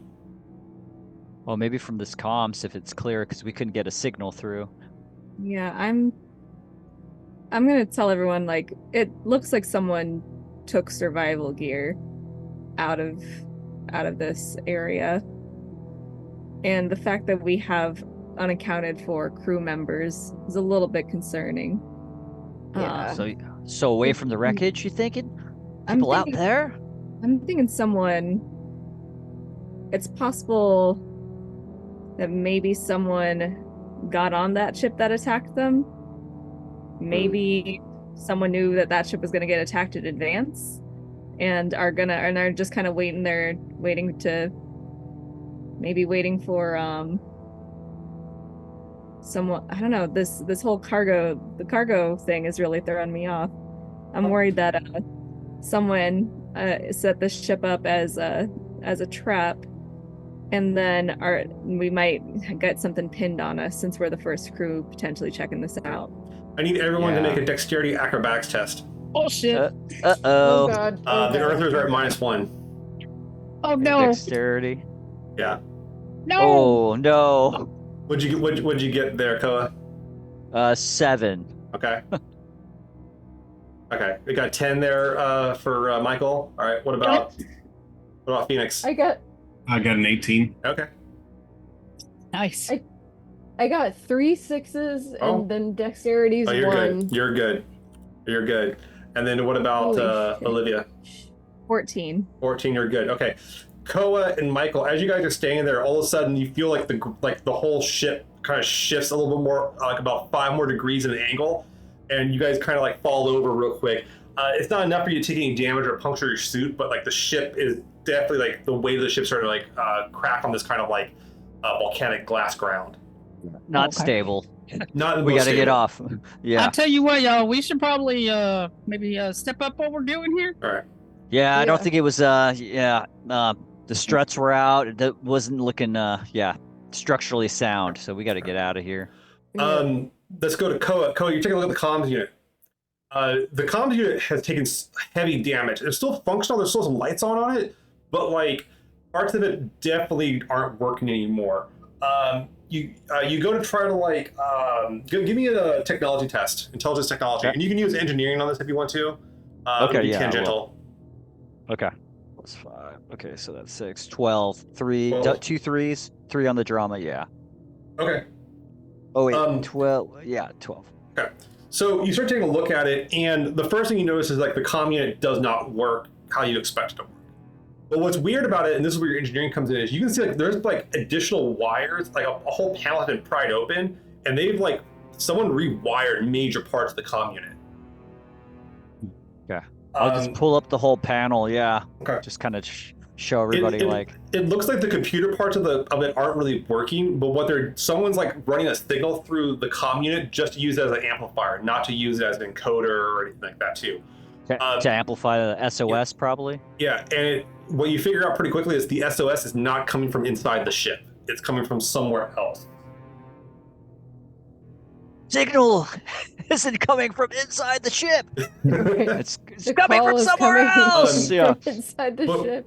what really throws you off is that there's like a giant there's like a cable or wire that goes into the comm unit where like you're tracing this like wherever the signal's going through, and it's actually fed through a hole in the side of the ship where the PDC's penetrated. Oh, interesting. Okay. So Does that make I sense? can follow. Yeah, I could. It's threaded through the from the outer. Yeah, I'm gonna pull up the panel and like I'd just be like, there's something really weird about this this comm unit. It it's like a false front thing, and I'll just pull it out, and it's been rewired. Yeah. I'll just sort of reveal it. Okay. And you showed everyone that this thing's been rewired heavily. It's not this thing's not where the signal's coming from. It's just doing the amplification. So whoever set this out, I'm thinking the fact we're already here, they know we're here, or someone is leading us to this. So we should get off this thing too, like Yeah, immediately. I have a bad feeling. Phoenix, you were going through the computer system. You kind of pull up the data core and everything here. Start pulling logs, all that kind of stuff that you need to like go through it. You do manage to kind of get into like kind of a kind of a history of the ship and what's kind of gone on with it for a while. Taking a look at like the different thruster logs, etc., etc. Basically, the ship came into the system 2 weeks ago and was headed for the main planet Castilla. The Ratel is an independent cargo ship, so it's not like a cargo hauler, so it's not like it's part of any union. It just gets kind of like hired up by whoever. But then you start seeing like where the logs go up and you kind of read the story of the ship. It's not someone telling you it, it's just more of like going through what the ship is like logging about itself. Basically, they got ambushed, it seems like, by pirates. And it looks like the PDCs on the ship started firing. They took some torpedo damage, but based on the kind of the course of it all, you're guessing they actually beat the pirates. But their ship was heavily damaged in the battle. Is there anywhere in the data log that show of any survivors, and then it stops, or is? Yeah, it shows a crew log. Basically, what it says though is that like they saw that this moon, Castilla 9, or this planet Castilla 9, is still tagged for like scouting. The reason why it's tagged for scouting too is there's like reports of like a weird energy signature on this moon, like some weird kind of interference. And they said, well, that's as good as any. Maybe there's something there, or people will come look for it later on. So this is our best place to survive. It looks like they evacuated the ship. Based on what you know, though, is that the 2 of the crew members were killed. The rest, though, evacuated the ship. So you have a list of. There's a total of 9 members of the crew. I think it's 9, yeah, 8 or 9. Okay. 8 or 9. I'm like relaying this as I'm figuring it out too, like live, no filter, just keep going while I'm talking. Yeah, and you have the following. I'll list it out for you. You have the following survivors: Keb Belanger, who was the tech; Ifitayo Galatas, the engineer; John Joy and Kip Sang are both dead. That was one of the technicians and the engineer. They're both dead. The captain survived. Anton Prakesh, who's a gunner, survived.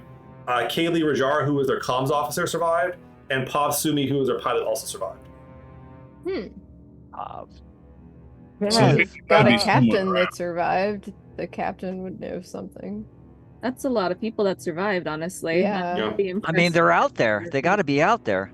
Right. Yeah. That accounts for all the missing EA or the vac suits and the med gear. And the logs go on to say that like they went and checked for some like there was reports of like some sort of weird energy signal. They followed that down. They found tunnels.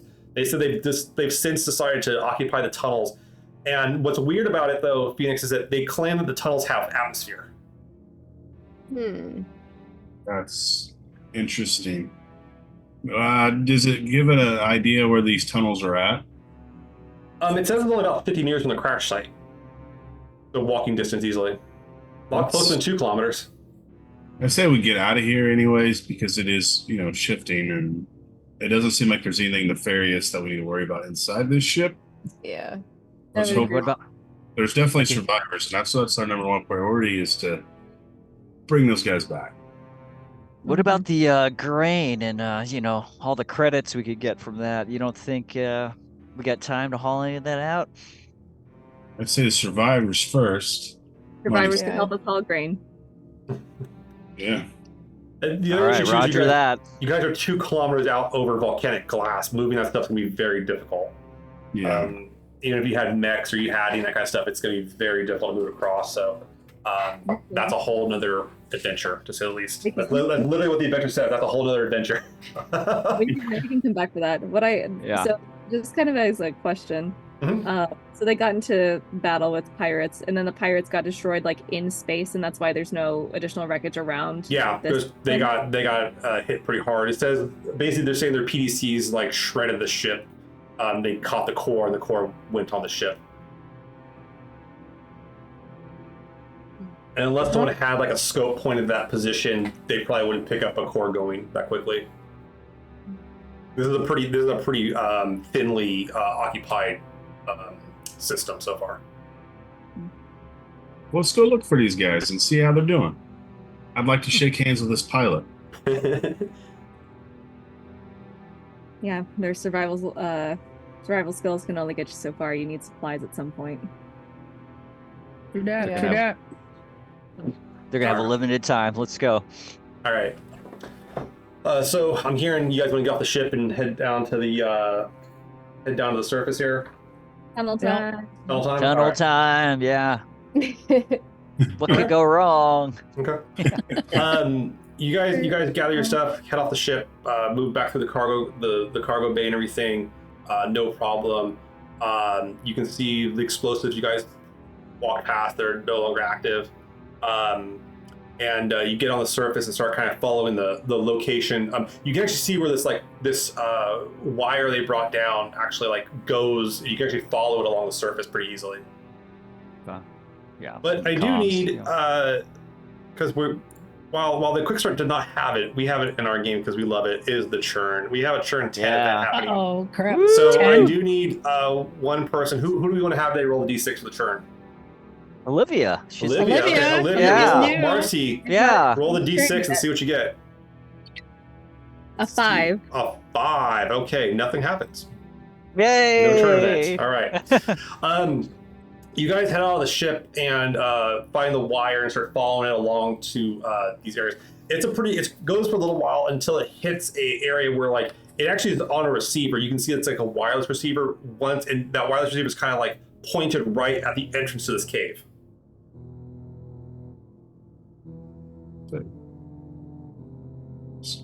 We should announce ourselves Yeah, we should Yeah. announce Anybody ourselves. home? because they definitely probably set that trap for pirates. Probably they thought. And the cavern's up against a cliff face, pretty good sized cliff face that goes up not too far away from the Ratel, about 50 meters out. Looks like they missed it by a pretty good amount when they landed here. It also might be a lot of the reason why the interference on the signal here is so bad. I will be as loud as I possibly can to announce our presence. Yeah, you bring up your loudspeaker. You're still in like vacuum. They're not going to hear you. I was gonna say, can we? Yeah, we're in Knock? vacuum, so we can like knock on Okay. the volcanic Well, glass, you like come in to a the- hallway. You can see where the volcanic glass is kind of formed up. It's kind of formed up around this like kind of weird cave here, and you don't see any atmosphere in the cave. Like it's not signaling anything, but it's dark, and it looks like it continues on for a ways down. Can we do like a Morse code signaling kind of thing? Flashlight, Yeah, headlamp. so Okay. like You that can way have blink- people You maybe can have your somebody will light see the blink. That's not a light. problem. Okay, yeah. Yeah, So you yeah, have your yeah. light blink a little bit here to catch it. The cavern's circular. It's about 2 meters wide, not terribly wide. And you can see that like as you approach it, it's that jagged glass on the way out.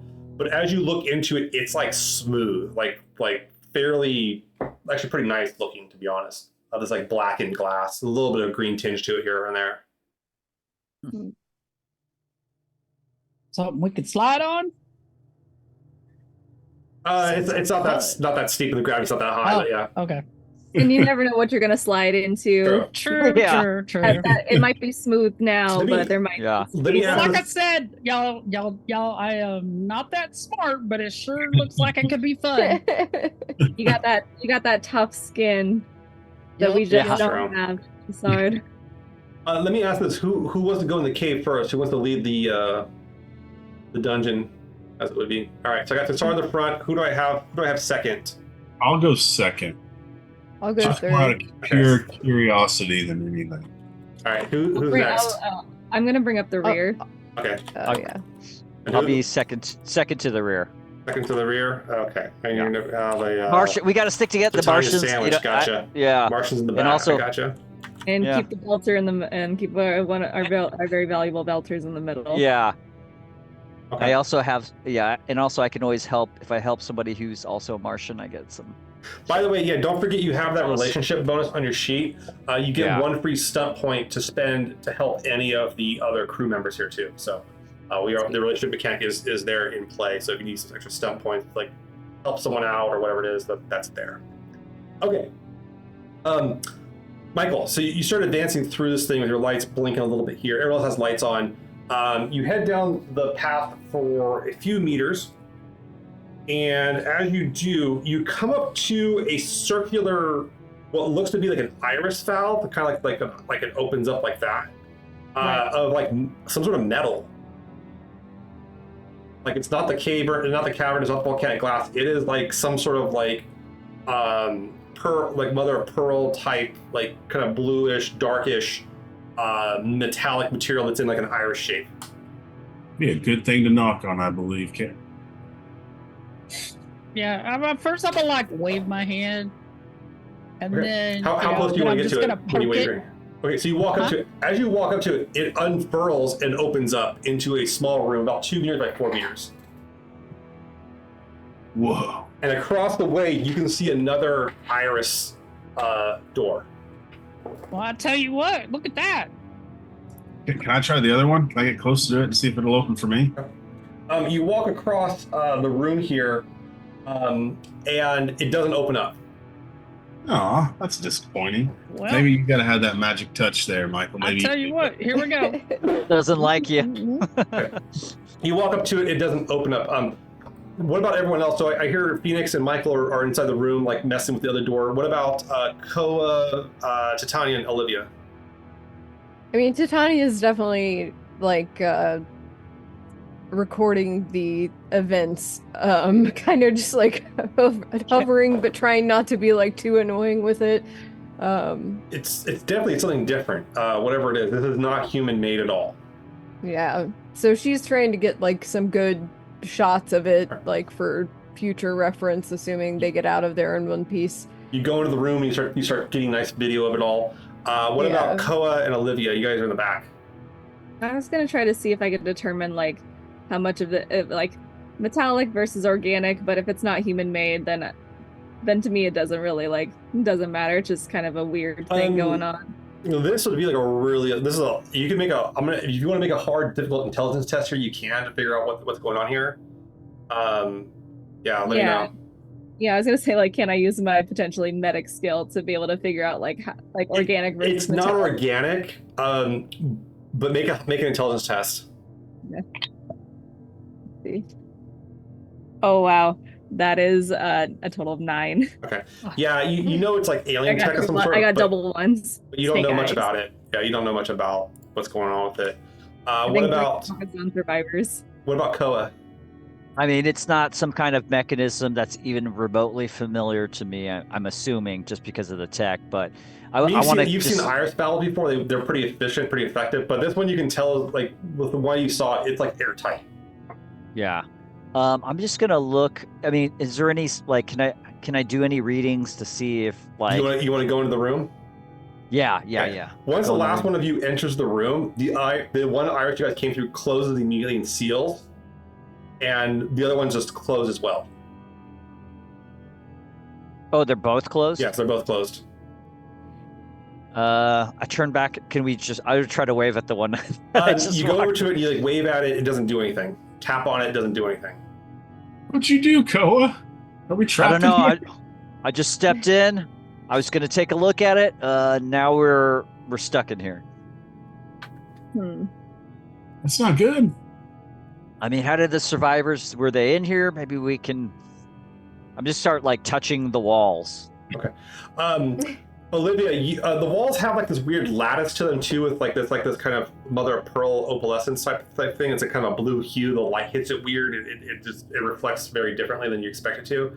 But Olivia, as you're kind of standing there, you start getting some on your suit. You start getting some like weird readings, like stuff like starts kind of beeping a little bit on your suit. You take a look at it, and it says that like it's detecting oxygen. Oxygen levels are going up around the suit, on the outside of the suit. I kind of had suspicions that this functioned a little bit like an airlock. and now I think that's kind of confirmed. It's not breathable yet. I will say that it's not breathable yet, but it's raising. Don't get too excited, but this room's filling with oxygen. Oh. But yeah, the pressure levels are changing. do not take off your suits yet. I'm just going to leave mine on the whole time we're here, so that's okay. So you're watching the numbers go up. They're going up kind of slow, but like they don't stop going up. What about the rest of you? What about Titania, Michael, Phoenix? What about the rest of you? I am in wonder of everything I see around here. Okay. Yeah, I think it's pretty similar for Titania. It's one of those things where it's like she's recording, but then at one point, like eventually kind of just gets distracted from the task of recording by like looking at actual real life in front of her. Okay. Yeah, you start taking it in, and it's really beautiful to look at. For a while, it's kind of enchanting to look at. The colors, the blue hues are really interesting. Olivia, you watch the numbers go up. About 10 minutes into it, the numbers are actually high enough for you guys to breathe. It's not like the best atmosphere, but it's there's worse stations with worse atmospheres than this. Yeah, I'm gonna keep my helmet on. Sorry. Okay. Doc, what do you think? Is it safe? Breathable? Technically, it's safe. If you say it's safe, let me know. Do you think it's going to get like better than what it is right now? I think it's kind of. The numbers are going up. They're still getting better and better. All right. I wouldn't say take it off now. Technically, it is breathable now, but it seems like the levels are continuing to get better. I'm waiting. I don't want to remove anything until it reaches some kind of stability and holds. I ain't taking off nothing until you do. You heard that, Phoenix? You could take off your helmet then. Just kidding. Not gonna do it. Let's keep our helmets on for now, y'all. Banter for a while, and about 15 minutes after the roof first sealed, all of a sudden the other iris just opens up, and the atmosphere is like really, it stabilizes. It's now equal to whatever's on the other side of that door. Yeah. All right. It does seem like we were in some kind of airlock-ish situation. I will say that the tunnel beyond, though, is dark. Your light's penetrated, but the walls are that kind of blue, dark blue, like metallic lattice type stuff going on. But you can see down that hallway. Let's get out of this airlock. Let's get out of this room. I mean, yeah, seconded. Yeah. I mean, maybe somebody can tell that we're here now with all this happening. So hopefully we'll see somebody soon. And I'm not being very quiet, so I would assume eventually they'd hear me. Yeah. I mean, it's saying it's breathable now, so if we take these off, we could probably start, giving vocal commands. Or we can continue flashing our headlamps. Yeah, I don't know about taking this off. Yeah. Yeah. What if somebody just like pushes some big old looking shiny button and then we're fucked? But they're not going to be able to see your face clearly, Titania, with your helmet on. So I don't know. There could be something. The air could be too good to be true, Yeah. Yeah. All right. The iris could be too good to be true. We'll find out. You do notice up ahead, though, that the walls become more complicated. So besides just the lattice, you can see there's like, for lack of a better term, cables and some protrusions. And there's like occasionally like a blue light kind of flashes on one of the walls here and there. Either in the wall or on the cables, or kind of moves along the walls, but there's no discernible pattern to it. And the hallway does open up a lot wider. Now it's like 6 meters wide instead of 2 meters wide. Well, that's nice. Yeah. Spread out now. Yeah. Let me see here. Who wants to go through first? Shit, I'll go. All right, Michael. You start moving on down the door here. The first thing that points that as you go down the hall about like you get down about like 7 meters or so, you notice there's like reflected off the wall. It's not glowing. It's reflecting. There's like some yellow, like it doesn't look like any of the stuff that like you've seen here already. It's like a yellow colored on the wall, kind of like a drippy thing. Is it something that I would have seen back home, maybe? That's like, I would recognize that it's like maybe a mold or something like that? You kind of come around it, keep a distance, and you can see it's spray paint. It's like reflective yellow spray paint. Okay. And on it is a giant arrow pointing the way you were going down the hall. And above it is the word poorly written in spray paint, Rattel. Okay. So it's the name of the ship. Yeah.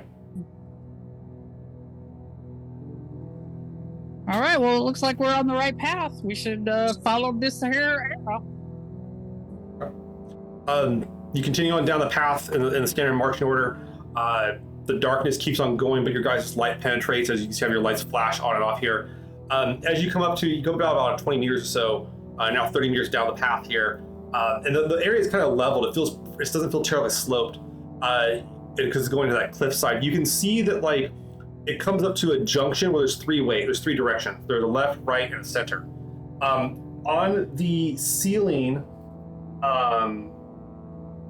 in the center of it, on the floor on the center of the intersection, you can see another arrow pointing down towards the center. Well, I think that's the arrow that we should be following. Agreed. Makes Yeah. sense.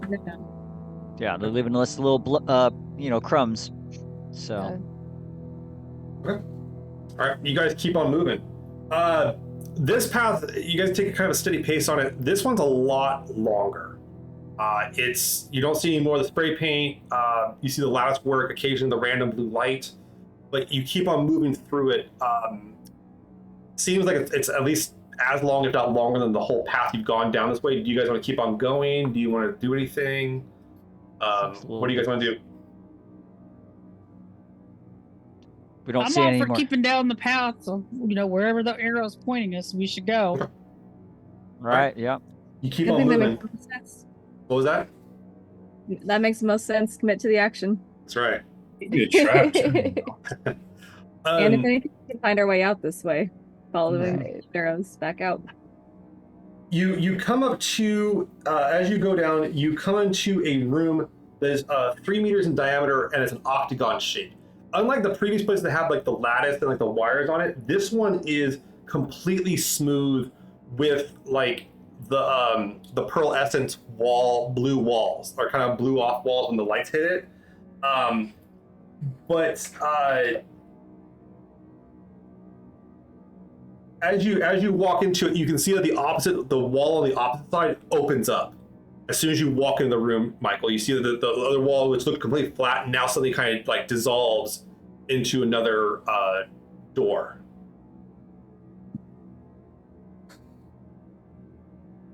You want to keep on going, Michael? Yep, keep going. You take a walk through, and if it was anyone else in the crew, Michael, you'd think they probably would have screamed, but not you. You're a Marine. You survived the rock fall. You've seen the horrors of war and such. You see a room just scattered with corpses and body parts, blood along the walls, with tons of gear, boxes of like survival gear, bandages, food wrappings, sleeping bags, vac suits just strewn about the floor here, in a room of just utter gore. All right, I'm gonna kind of try to stop everybody from coming this way. Okay. Coming in the door. You are thankful though that the first thing you are thankful for though is that you kept your vac suits on because you don't have to smell this. Yeah.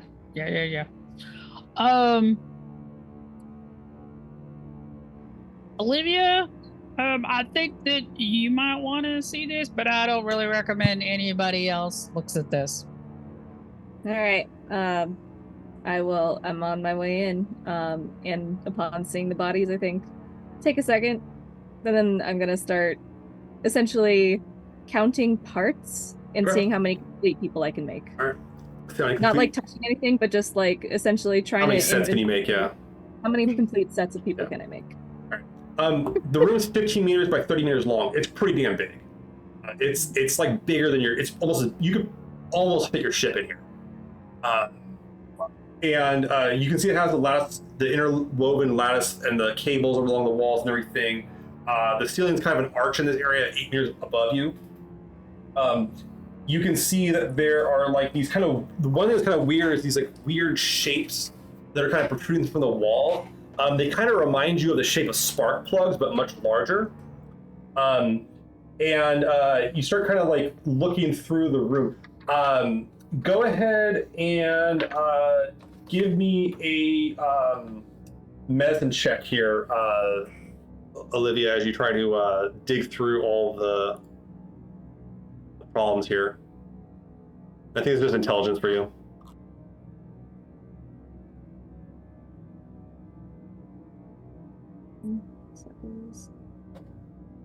An 11.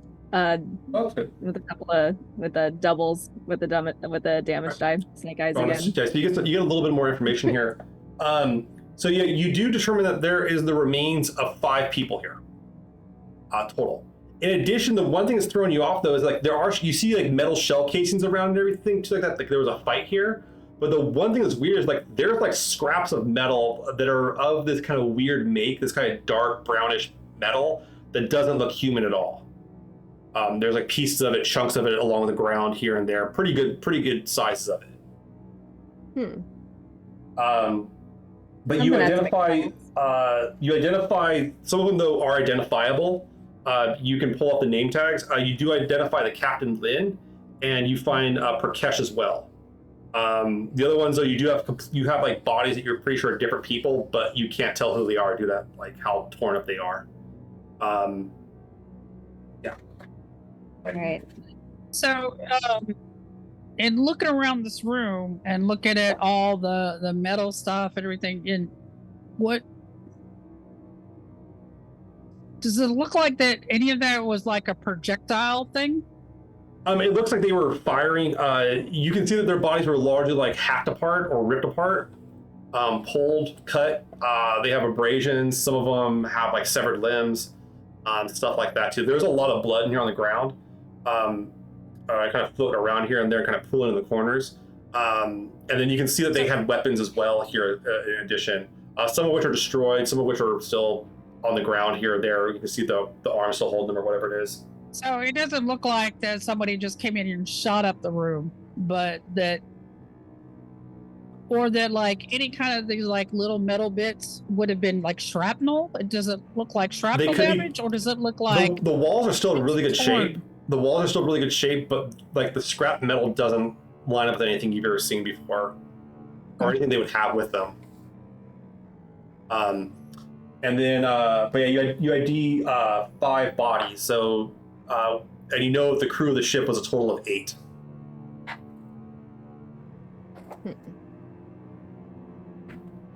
So we got one unaccounted for. Mm-hmm. Are we missing Monique? No, Monique is dead back on the ship. Okay, Monique. The problem John. is there's several bodies you can't identify, so you're not sure which one's still there. You are welcome. I will say this: with your med kit, you are welcome to take some excessive time and do DNA testing to try to identify the bodies, but that will take quite a while. I'm not gonna do that right now. The bodies will continue to stay here. They're not going anywhere, as far as I know. So is there anything that we can use to maybe like cover up some of the horror that's in this room for the rest of the people to come in? Bags. Well, all right, I'm gonna start throwing sleeping bags all over shit. All right. Did you say there was meat there that wasn't human? No, metal. That wasn't human made. Metal. Yeah. Okay. Thank God. Scratch, yeah. I'm like, oh no. All right. Okay. Very big difference there. I figure blood everywhere is gonna be enough, so I'm gonna, especially anything that's just like parts. I want to kind of gather some up and just like cover it with sleeping bags and stuff, so it's less horrifying. The damage on the bodies is more like ripped apart versus sliced, or like more. They were more like torn versus. Yeah, I guess I'm just looking for like how clean were these cuts. So gruesome. So would I be able to help with that, because I, being from the earth, is that I've seen animals, right? Of the way the animals tear meat apart. I'll tell you this, it's a mixed bag. Some were like, you can tell were like pulled apart, others were cut apart. It's mixed. They've been inside some there look like for they were a done really tools, long time. like clean cut by tools. Some look like they were brutally pulled apart. So it's a mixed bag there. How low were they on supplies? They had pretty good supplies. You can tell that you're kind of sifting through it. Looks like they weren't here long. There's a pretty good amount of food left. You can, but let me go back to the other rest of the group. So you guys have Michael and Olivia going over the room saying, "Wait a moment." What are you guys doing while they're telling you to wait a moment? They've been freaking out. They've been in there a real long time. I don't think they found anything good, man. Okay. I don't know what we're doing out of here anymore. I'm starting to lose starting to restless. get yeah. Starting to think we're not going to find any survivors. We're going to need rescuing. I mean, we still can't get the comms up. We still can't contact the captain. Right. I'm like, I feel like we'd be itching to like follow them at this point and see what they found. All right, you know, Titania, your curiosity kills your cat, man. You go in there. You know, I ain't going in there. I feel like Titania's like saying, "I'm going in because I gotta get the content." All right, so you go into the room and you can see the bloody mess, and you see Olivia and Michael like taking these sleeping bags apart and covering up stuff like that too. And yeah, you can see there's a pretty much good gore. There's these massive like chunks of scrap metal in the room. Looks like someone like mangled a car maybe or something like that, like scrapped like part of a ship or something like that. It's really strange. Well, that's weird. Okay. Sorry, go ahead. No, you're good. Yeah, so that's what you see in the room as they're taking care of business here. I mean, at recording as always, she's got her hand terminal out, but is I think out loud says something like getting some spring cleaning done. What the fuck happened in here? Like, oh my god. The horror. Titania, give me a perception test. Give me a raw perception test. Oh, that's good. I think you get a +2 to this, +3? +2. I think so. Yeah, +2. Okay. All right.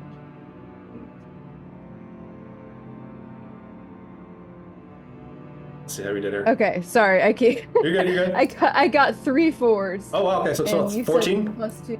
Yeah. 14, awesome.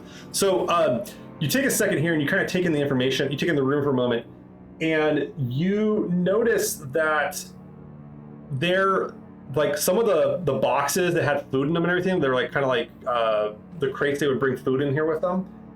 There's a lot of it missing. Like you would expect to see wrappers or like excessive stuff here, but based on how long they've been here, there's nowhere they ate that much food. There's a bunch of food missing from the room, or like supplies. And you don't see any medical supplies. When you guys know they took medical supplies. Yeah, so it looks like it's like we aren't maybe the first people to come across this. Like maybe it's been looted already, or looted by one person who's planning on making it solo. And as you get your content here, Titania, you notice too that there's like some bloody footprints leading to the back of the chamber.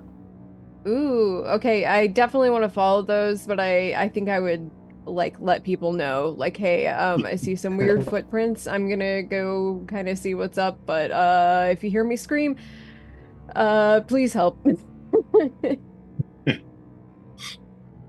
Phoenix, you going in there? I'm still waiting. I'm still waiting for the clear. I kind of wouldn't mind going back to the ship, but guess we could go in. I'm gonna wait until Tussard or the doc tells us, they're all done bagging the gore. Okay. Almost. We're almost there.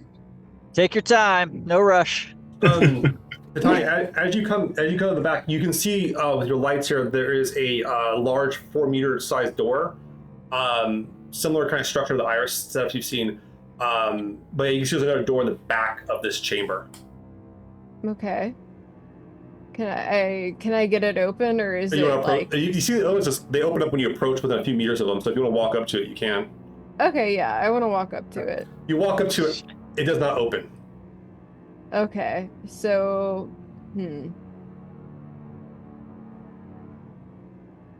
I guess I would ask if anybody is interested in helping me get this door open. If anybody's stronger, maybe. Maybe we can force it. We might need to get all of us in here, and then it'll close on this and open up the next section. That's true. Say when it's clear. All right, I think we've kind of done the best we can. Yep. Okay. Come on in, y'all. Koa's gonna go in. I Right. don't want to see the So, horror. all right, so Cody, you come on in. You kind of Walking. Nothing bothers me. they've moved over the bodies over to one side of the room here, and you guys come on in. But yeah, Titania's at the back of the hallway. Looking at this door that's not opening for her. Yeah, engineer and pilot. You recognize any of this twisted metalish stuff? Like, could you? Yeah, can I make out what it was? Give me reconstruct it? give me an engineering test here. Okay, +5. Yeah. All right. 17, 2 5s, 5 on the drama. Based on one of the shapes of it, one of the parts looks like a leg, like a mechanical leg of some sort, almost insectoid-like. God. This looks like some type of appendage or some type of thing. I mean, it looks like a leg. And I don't know, alien tech or something. it looks like it's made out of the same stuff as the walls.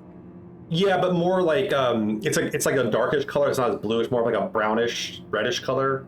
Yeah, confirm that. Yeah, looks like probably the same, but just not active anymore. Yeah. I'm Whatever assuming it it's is, got I hope other there's not legs. What's that? What's that, Phoenix? I said I hope there's not more of them other than what's on the floor right here. I could tell you there's probably more legs, because this is just one. And Titania, as you stand there, you can see on the floor going up to that sealed door, there's like bloody footprints that went right up to the door. But nothing else. You don't see like a body or anything there, so something. I feel like we need to get the door open, but I definitely don't think I can do it by myself. I'll help. I got nothing going on. Well, I appreciate it, and somebody needs to just be ready in case there's something inside there we're not expecting. I can totally be ready. I mean, are you Right. looking at this leg? This is an insect Yeah, leg. right. All right, folks. I'm trying Like, to figure out how much of this was human on human violence and potentially alien on human violence. Yeah. I'm definitely loading my pistol Okay. ready. All right, get your pistol ready here. Don't mind. The doors does not opening. The other ones have opened up as you kind of come up to them. Let me have everyone here make an intuition check. So this will be perception intuition. I say you get real I don't close think to anyone it. has I don't think Perception. I don't think anyone has intuition. I only have. Yeah, it's straight perception then. Yeah. Yeah. 14 for me. 14. I also got a 14, but I got a 6 on the drama Okay. die. Drama dice. We got a high. What else we got? I got Oh. 2. I got a 14 also. Okay. 14. I also got a 14. You guys are the devil. Hey, look at this all is of us. this is eerie. Y'all are the devil. Yeah, this is eerie. My regular dice. So Titania, you've been standing at the door for a while, and as you do, you see that like the kind of random blue lights you've been seeing and the cables with like the blue lights on them, none of them have flashed near this door at all. So I'm trying to. I don't know what that would indicate, but Maybe a power source, Koa yeah. would think. Just sort of like. Do those things come off the walls, or they're just like The Yeah. which one? lights? Oh, the wire. The cables you can kind of move them around if you want to a little bit, but they don't like getting them free seems like to be a real chore. Okay, yeah. There's also the I question mean, of do you want to mess with the technology that has an atmosphere in it too. So there's that element. Right. Let's try life support. I definitely feel like she'd be like not eager to mess with tech she doesn't understand, but like she's definitely curious about what's It's going solid. on over there. The door's solid too. I mean, it's metal. Like you've seen them open up, and Yeah. it looks identical to the previous doors, but it's just a bigger one. But you think, you could try to like pry it open, blow it up. You guys have, there's explosives back on the ship. There's a lot of things here you can try to do. You got guns. Michael's pretty strong. Well, sort of. You could have Michael like try to go fuerte on it. I mean, Tussard, you want to All give it a right. go? Here you go. Hold this for me. Definitely think it's just lacking whatever power source that was making these go on. I'm gonna hand Koa my rifle so I can manhandle the door. Oh yeah, I gladly take your rifle. All right, you get some. Manhandle that door. You get some like tools here, and you try to like pry into it a little bit here. This will be a strength might check for Michael Tassard. So you have a +2 Okay. strength. Yep. Oh yeah, you got a. 4, 6, 8, 9. Oh, sorry, 9. 10. 10. 10. Okay. Yeah, you go up to it. You start. It ain't budging for you. It's not even giving any give on it at all here. All right, somebody else want to help me out with this? I would like to just try knocking him, see if anybody knocks back on the other side. Okay. It's like hit it pretty James, hard. All right. What do you want to hit it with? I mean, it's metal, so I mean. I would like to grab that insectoid leg like thing. Okay. You grab one of the pieces. You grab like a piece of metal off the insectoid leg type shape or something like that. And Yeah. you go up to it, and what are you gonna do? Just hit it, or what? Yeah, I'm just gonna keep hitting it, like do like Morse code in a way. All right. What do you want to say in Morse code? Like SOS or help? Yeah, or... SOS or Okay. something like something that would get it. You get kind of like the classic SOS stuff here for a little bit here, I think our pilot's losing it. and kind of tapping on it, Buddy. Oh my and God. about like you go and do that for maybe like how long do you want to do that for? About 5 minutes or so. 5 minutes. Okay, so you spend the time. Okay, so you spend the time doing the code on it for a while. Not even 5 minutes into it, about like 45 seconds into it, you start hearing a bang back on the other side. Some sort of metal on metal. Oh, that's not good. I don't like that. And it's coming back. In Morse code as well. And it What does says it says help. Someone's got to be back Or there. no, it says safe. Oh, Okay. Safe. I'm like, see, knocking is always beneficial instead of just barging in. Ask who it is. Ask who it is in your Morse code. Yeah, can I do just in Miriam? With Wait, like so you put Miriam. Okay, so you say you're Miriam, and is that what you want to say entirely? Just Miriam, or you want to like say more in there? I guess I could do a whole sentence, just take longer. Yeah. I'll say something like, "What happened to your crew?" Okay, what happened? It takes a second here, and Help is coming. it comes back, and they Morse code over the word Kaylee. That was on the crew manifest. That was one person on the crew, and says basically comes back and like more elaborately says, "Is it safe out there?" Is it pretty cleaned up though? Did you guys clean it up a little bit, right? Yeah. Yeah. Yeah, it was cleaner. As Don't best touch the we as sleeping we bags. could. Yeah. Yeah. Don't touch the sleeping bags. Okay. Do you want to ask Kaylee if Kaylee's alone? Yeah. I could Good say that alone. Alone. It comes back and says yes. Or hurt. Ask But maybe see if she they're comes back asking, "Is it safe?" I'll send back. I think so, Okay. because we don't know what happens. or safe from what? Yeah. Or, yeah, I safe could- from what? Define safe. Yeah. Koa's like, safe from what? Safe from what? He's kind of that makes getting more a little- sense. Yeah. nervous. What's she talking about? As you let's see here, let's say I suppose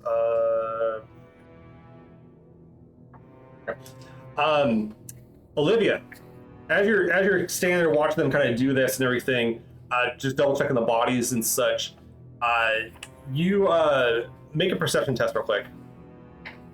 Oh man. I know. Perceive. That's an 11. Okay, 11. Okay. You're standing there and like you don't all of a sudden you kind of like get like some movement off to the right. So it's the opposite direction where they are. Back the way you came. And you kind of see this like metal like insectoid like creature with like it has like 4 legs, and then like out of the top of it, what's really weird is it has like rubber like ropes coming out of the top of its head, and they just kind of like flail about as it enters, and it seems to be like walking right towards where you are. What do you want to do here, Olivia? And it's about the size of like it's like the size of maybe like a dining room table, not like super long, but it's pretty good size. I'm gonna Maybe say like the size of a soda machine. That's the best way to describe it. Yeah, size of a soda machine. vending machine. Yeah. I'm gonna say, Michael, and Michael, you hear point. Olivia over the thing. You look back and you see Olivia's got a light on this thing walking in the room. All right. Incoming. Oh shit! I need everyone here to roll initiative. Ah! Let us in, let us in, let us in. Let us out, let us Yeah. in. Someone continue trying to open the door. The rest of us can deal with this. One or two people maybe open the door.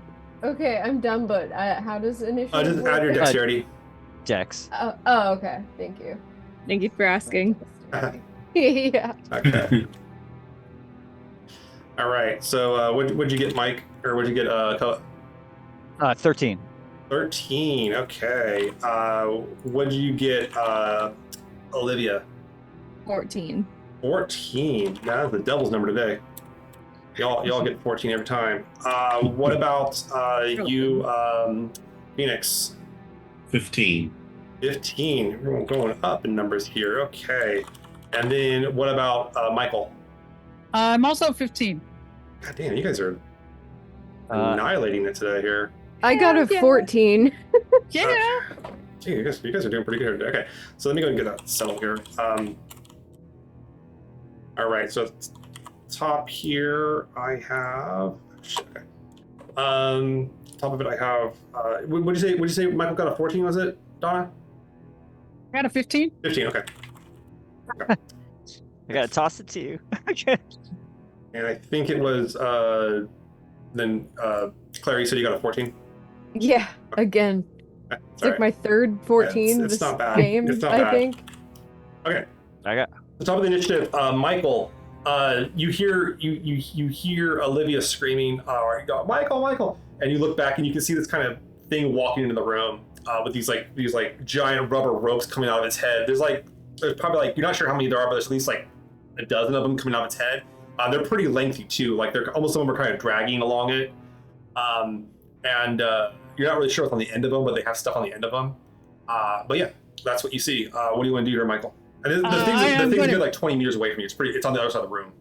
I want to grab my rifle and from Koa and fire. Okay, you grab the rifle from Koa and you bring up arms and you start firing at it. Okay, you're going to get a penalty to hit there because you are at range with the rifle. But go ahead and roll an attack with the rifle. So you have I think it's a -2 to hit with the rifle at the range. Oh, gosh. 5, 9, 12, 13, 14. So -3 is 11. -2 is fine, but yeah. 12 2. to hit? 12. Okay. All right, your shots ring out. You guys hear the shots ring out, and the attacks do strike the thing. Roll damage for the rifle. Should be on your sheet there. All right. Nice. That's 3, 4, 5, 6, 7, 8.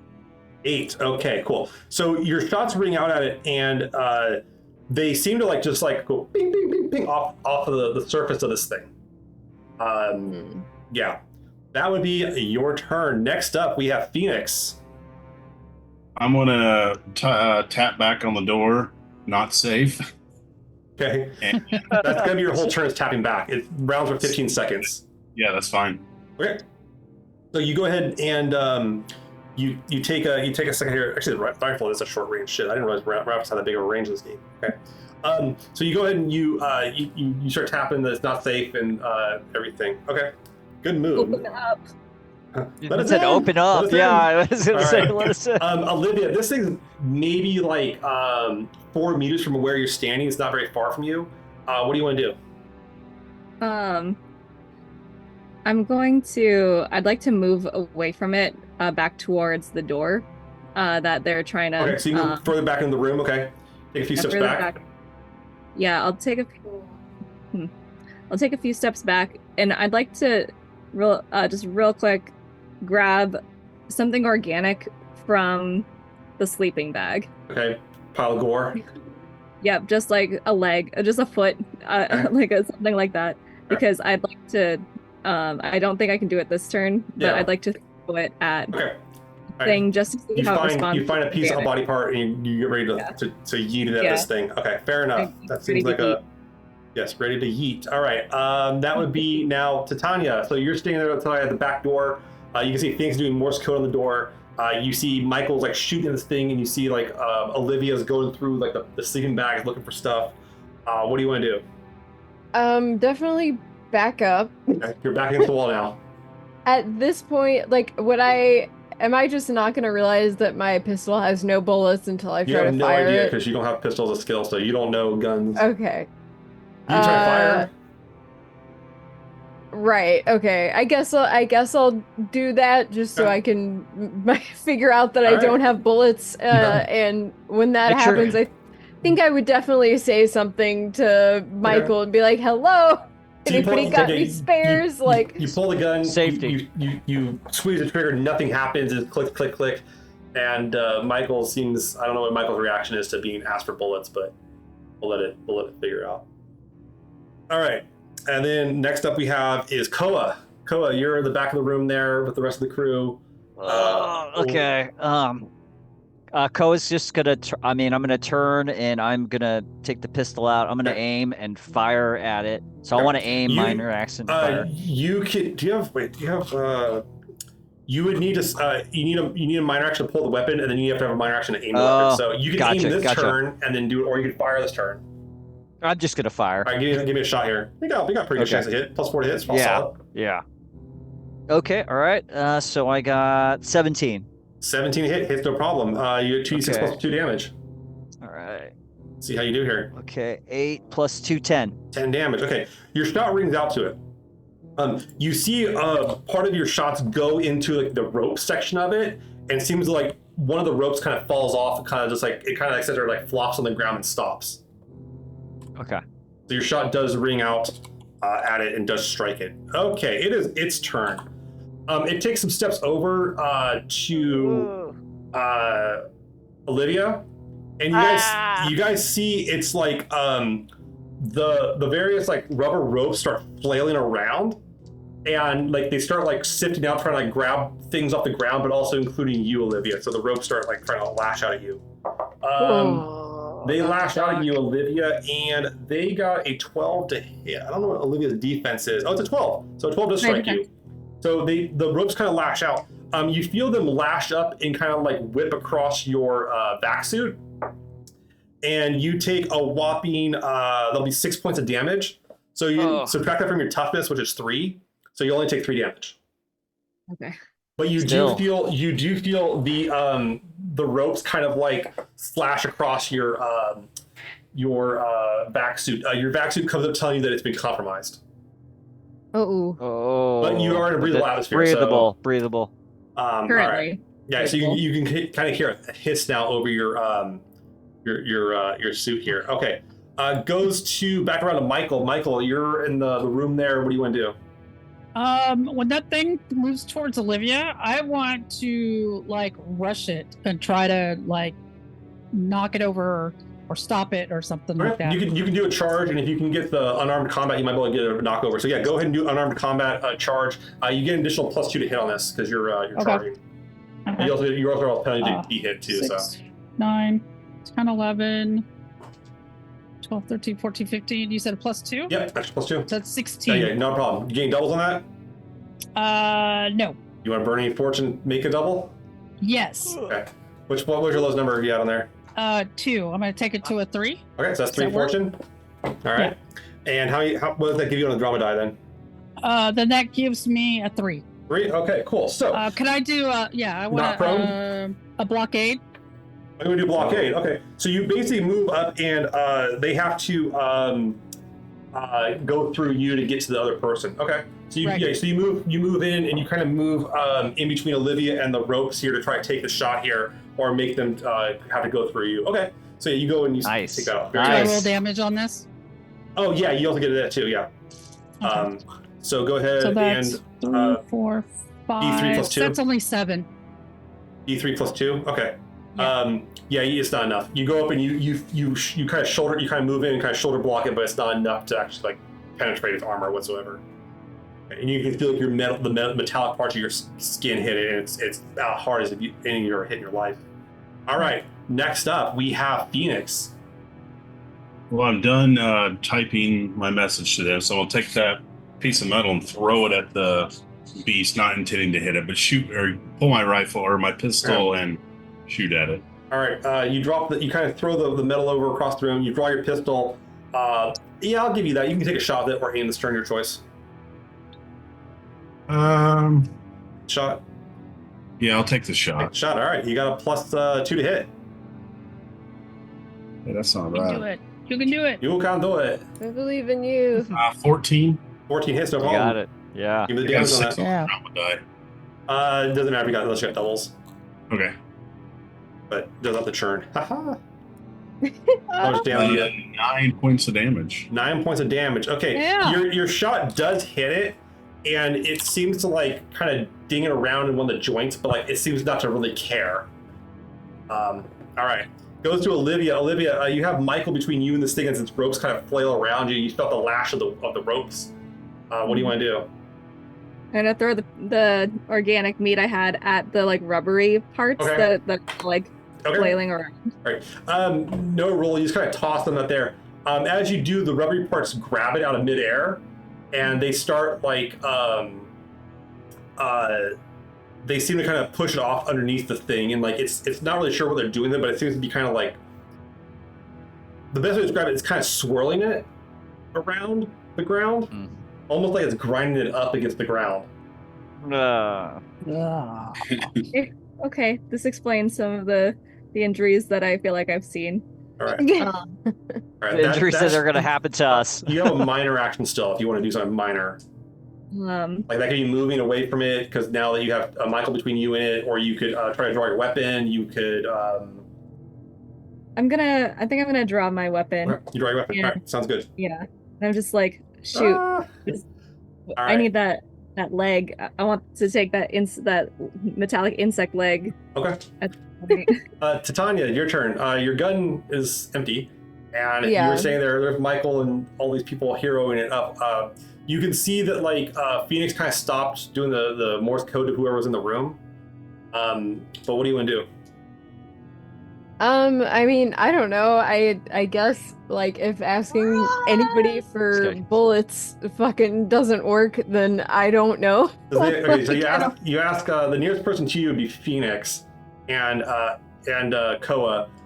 Do either of you want to give her rounds or a gun with bullets Yeah, in if it? I have an extra clip or whatever for the Sure. pistol, All right, yeah, you pull the magazine. I tell her run. I'm like, run. Okay, all right. So which one do you want to do, Tatiana? Do you want to run or do you want to grab the extra bullets from Phoenix? I'm grabbing the bullets for sure. All right, you grab 'cause the I have bullets, no other and you means of manage to self-defense. you fumble around and load the gun, and that's going to be your turn. All right. Okay. Goes to Koa.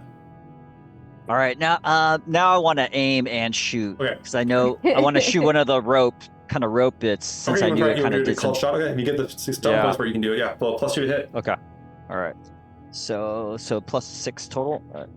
Oh yes, I got 2 6s. Okay, so I Ooh. got That'll hit. That'll hit for sure.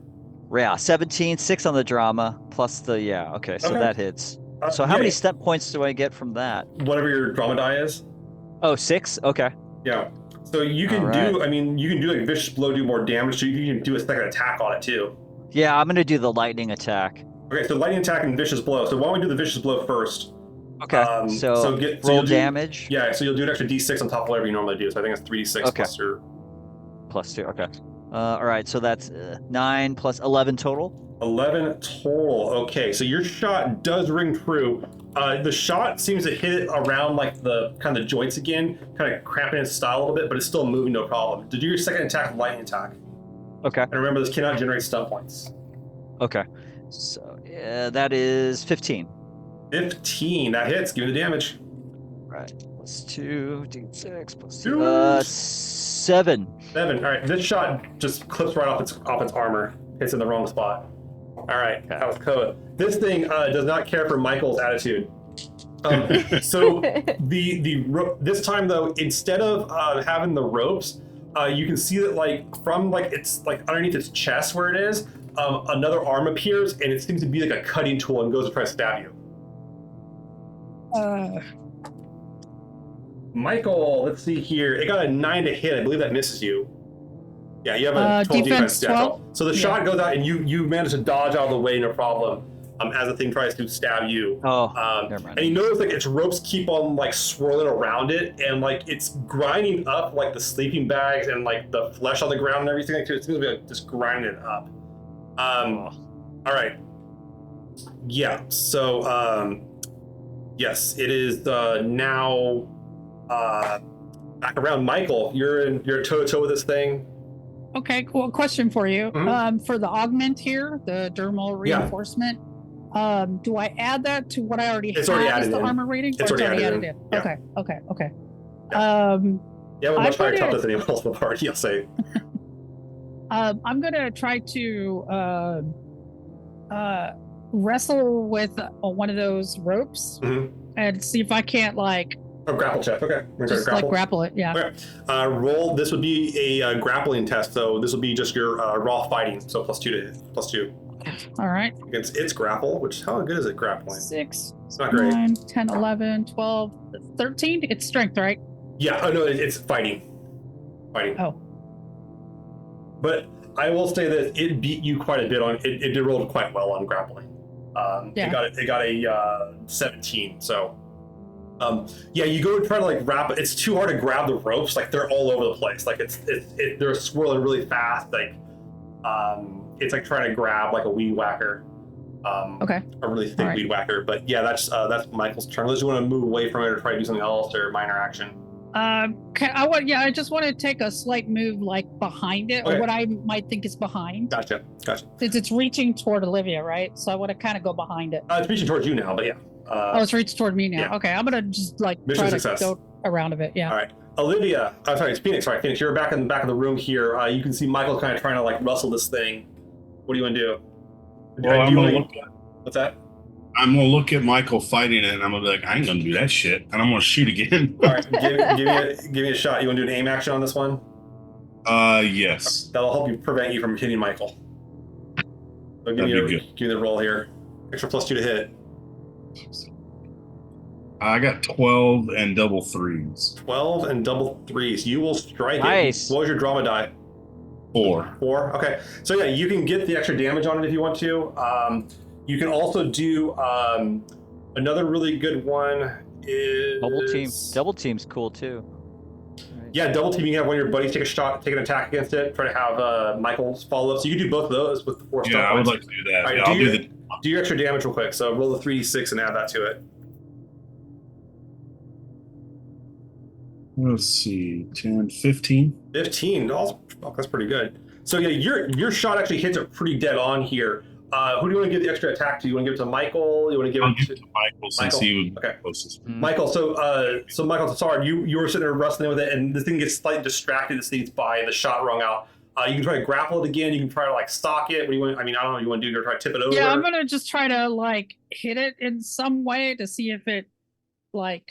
There's not like we can't see like a eyes or just like anything. Nothing you can discern. It's also hard to make out because like the ropes just keep us swinging really fast in front of it. Right, and so we're having to like do that. Let's see. I've got brawling. Yeah, I'm just gonna punch it. Okay. Yeah, I'm just gonna try to punch it. All right, you try to punch it out. So give me the attack roll with the unarmed attack. Maybe there's an off button. Just kidding. Here we go. 6, 10, 15, 16, 17, 18, 19. 19 hits, no problem. You got any doubles in there? I did not. Okay. All right. So you do your D3 +2 damage to it. Okay. So we have 6, 7, 8, 9, 10, 11. so D3 +2 damage. 1d3. Yeah. Oh, yeah. +2. Wait, what? Your unarmed damage is 1d3 +2. Oh, 1d3. Okay, Yeah. 6, 7, 8. 8. Okay, so you rolled a 6. Yes. So that's a 3 because it's D3. D3. Yeah. Yeah. Okay, so 5. So 5 damage. Yeah, you go up, you punch it, your hands are not penetrating this thing without like a proper strike. Okay. It is a rock solid, but you do keep its attention. I will say that for sure. All right, goes to Olivia. Olivia, you're about midway between it. You can see Michael's between you and it as Michael's trying to punch this thing out. What do you want to do? I'm going to use my rifle to shoot at this thing. All right, you aim and take a shot to make sure you don't hit Michael. All right, go for it. So you actually +2 to your attack roll on this. So you're at a +6 to hit. It's pretty good. Let's see how you do here. That is a 19. Not even a problem to hit. Any doubles? Unfortunately, no. No. So 3d6 plus 2 damage. That's 3d6. I think you can do it here. I think you can pull this off. Mhm. I believe. 14 damage. 14 damage. Yeah. Your shot rings out, and it hits this thing, and it just like it penetrates the side of it where it's kind of opened up a little bit, and it just kind of collapses on the ground, and like you kind of see it kind of like fall apart as like a leg comes flying off of it. Some of the ropes come flying off of it as well. Oh my god. Nothing like Martian training, I tell you. See? Maybe one of us should go cut those things off of the top of it, just so they don't. If it comes back, it doesn't start attacking. What the it. hell? We The can do hell is that once thing? it's fully gone. Right. But yeah, this Oh, thing is it- collapses, and you can see it's the same color as like the other parts of the metal Yeah. scrap you've seen in the room. Yeah, so now it's turning that brown, right? Yeah, the Well, it has been brown. Yeah, it's a kind of Oh. brownish color. Yeah, that brown, dark, really dark color. Yeah. I'll also Alright, go so- back to the door and start Okay. tapping. Safe again. yeah, time to come out. Open up. You kind of get a moment. Nothing comes back on the other side. Can we type out or Morse code out? Killed it. About a minute passes, and it comes back, and you go, "You sure?" Positive. What do you mean, sure? Okay. Can I hit it with its own leg? Yeah, you like try and impale Oh it if you my want to. Yeah, God. sure. We should Yeah. just put bullets into that thing. I don't want to waste bullets. I just want to. Now I'll hand Tatiana There you a go. clip. Okay. A Okay. clip. A clip. Yeah, Here you go. you have your Show her how to Thank load you. it. You yeah, know, your show her how magazine, to. you have the Thank weapon all you. loaded up. Yeah, so you have a real pistol. Appreciate it. It takes a little bit of time here, Phoenix and Olivia, but the door eventually kind of opens up, and you see this like covered in kind of like dried blood. You can see this woman who you identify as Kaylee. You remember seeing a picture of her in like the crew manifest, and she's like, "What are we? You got it? Another one came." Did you just run here? She's like crying. She's like really scared. And you can see that inside the room is like tons of crates with like food, supplies, stacked up pretty big. You can also see that parts of the wires of that room have also been like taken off, like been removed and everything and broken. Grab what you need. It's time to get out of here. Yeah, let's She's get like- out of here. For Did real. somebody's suit get cut? Yeah, you saw that Olivia's suit got cut. Oh, You can guys I have can I patch start? kits. Yeah, I was gonna say I'd start like engineering or it's patching not, her up. it's not a hard thing. You patch it up pretty Okay. easily. Everyone here's got experience patching up kit, patching, and all the suits Everyone? have stuff with them. What's up? I just said appreciate it, Koa. She's going like, look, like they haven't gotten into that room. I don't think they know I'm here. Look, she's like freaking out a little bit. She's like, no, you can tell. Give me let me go with let's go with Tatiana. Tatiana, do an empathy test. You actually get to re-roll these. So so this will be perception. Okay. Nice.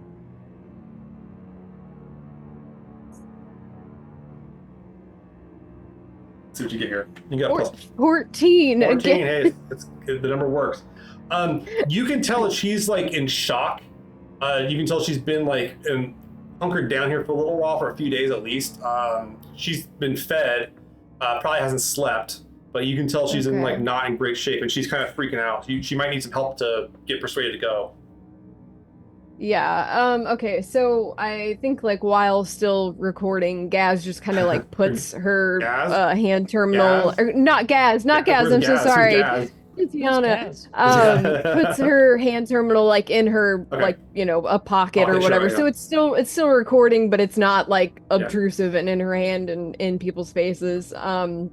And I think she kind of like without, you know, physically like reaching out towards this person kind of like gets as close to on their Okay. level as she Okay. can and is like, hey, I cannot even imagine what you have been through, but I promise we are not here to hurt you, and we are just trying to get all of us out of here in one piece, including you. It would be great if you came with us. We've got everything you could possibly need on the ship, and, you know, we'll get you wherever you need to go. Give me a persuasion test. You got plus Okay. 6. You got a pretty high roll here. Yeah, I was gonna say I'm persuasive. Yeah, you're no people like All you. right. I got a 6 on the drama That's pretty die. good.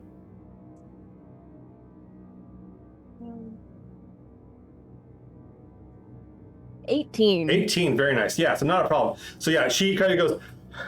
She looks at you in the eye the moment she goes, "Okay, look, I need a suit though. What's left?" And she goes over like the stuff where like you guys are kind of piled the bodies and starts trying to find like pieces. Like she has a suit on. Yeah. But she goes up and she goes and like tries to find a helmet and everything. Can I, is there any, like, I mean, like, do I see anything around that might help? Like, I that mean, might there's be like what piles. she's looking for? It's like pieces of what they brought in, and she's just trying to Right. find like a leftover helmet. So she doesn't take her very long to find one. Okay. Find one. She does have to kind of like empty it out of gore or some crap, whatever is smeared around. It does smell pretty bad. Yeah. But she's like, okay. She sees like the guns you guys have, and she's like, those things don't stop coming, guys. They don't stop for anything. We killed like 1 or 2, I can't remember, but it got the captain and pulled him apart. She's like starts crying again. You got any Aw. drugs we can give her for shock doc? No drugs. Shoot for her up. shock, but You do actually have like sedatives and stuff. I mean, you can get. We've got adrenaline, so that's Yeah, I that's don't know it. if we really want to sedate her before we start moving. That is an option to sedate her and carry her out. I'd rather have a mean- fighting body, Okay. Yeah. Okay. personally. And plus, she's dealt with it. Maybe she knew what triggered these things coming in. We Yeah. could get info out of her. Just got to keep her calm. I'm a little Tatiana, bit if you just if you just keep her calm, I guess. A little bit worried about the airlock situation because that seemed to take a yeah. bit of time, and we might be findable during that time. We never know what's on the other side of Yeah. those. She's like, yeah, we were just, Well, we were sitting up here. We had camp and we were just gonna wait for someone to find us, and those things just showed up out of nowhere. I mean, we should get going because it's only Yeah. one hole, Yeah. one way out, one Right. way in. Yeah. Yeah. Yeah. Well, you all did the right thing, but it's time to go now. She's like, yeah, okay. Yeah. Agreed. Okay. So you guys start moving back towards the way that you came. The door is sealed up after the construct had come through. You guys start making your way down this long hallway, into the octagon room. You guys can see this kind of the smooth glass room. And as you do as you come through the other side where there was another doorway, you can see that one's open where last you saw was closed. Hmm. I mean, something's I on the don't other like side. that. Yeah. Something came in, like remember the I hate it. mechanics of the door. Yeah. Yeah. Maybe we should sneak up and look. Who's gonna go? Are we gonna have the same marching order? Yeah. Yeah. Yeah. Yeah, why Okay. not? Let's put Michael, Kaylee in the. I got Michael in the front. Michael, you're taking point. Who's going to be kind of accompanying Kaylee? She seems to trust you the most, Titania. Yeah. Yeah, I think I mean, Tanya- I'll go. Yeah. All right, Michael. As you kind of come through, your light, you kind of catch something moving in the darkness beyond the door on the other side of the room. All right. I think so the way we came in is clear. It's like just- you can see something on the other side. It's like the way you came in. There's another tunnel you have to go through, and it you can see something moving through that tunnel, and it just on the other side of the door of it. It's kind of hard to make out from this distance, though. So that's where we want to go. Is Yeah, that direction? that's where that the way you thing guys is. came. Yeah. Fuck it. Let's just keep going. Okay. We'll You deal with it. You start moving up, and as you do, you can see something moving towards you in the darkness as well. Unlike the previous one you guys messed with that had the ropes, this one does have the ropes, but it seems a lot sleeker, a little bit smaller, and more agile, faster. And as your light kind of catches it, you kind of get a straight shot on. You can see it's more angular. It starts to charge at you, Michael. Go ahead and have everyone roll initiative. Oh my god. Oh boy. I feel like that one stabby. Yeah, this Okay, one's fast and 12, stabby. 13, 15, 16, 18. Okay, I got 14 again. 13 All right. again. So let me go. Who got the highest? I heard a 14. You went above 14. Got a 16. 18. What'd you get? What'd you get, Olivia? 20. 20. Okay. Three sixes. Nice. So 6 on the drama die. Yeah. Okay. Cool. Give me a second here. Yeah. Okay. Yeah. So okay, I heard a 16. That was from Phoenix.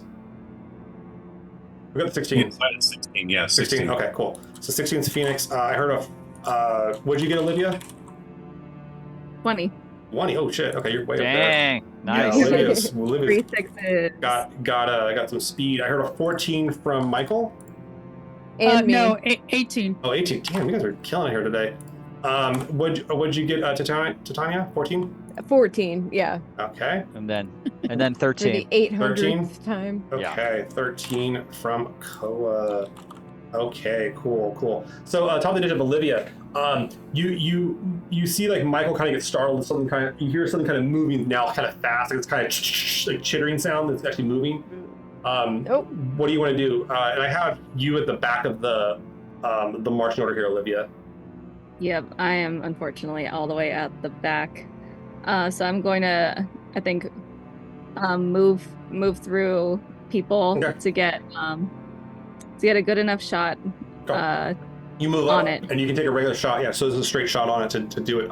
It is slightly in darkness, so this is gonna be a small penalty to hit. So might want to hit it, but you can go take your shot.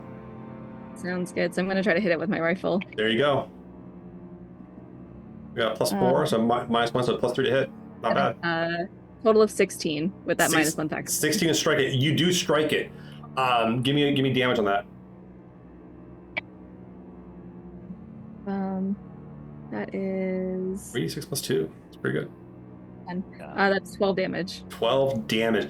Your Nice. shot rings out and hits it. It plinks right off its armor. Ooh, that's bad. Nothing. You hear dink. It's kind of loud, the echo and everything. All right.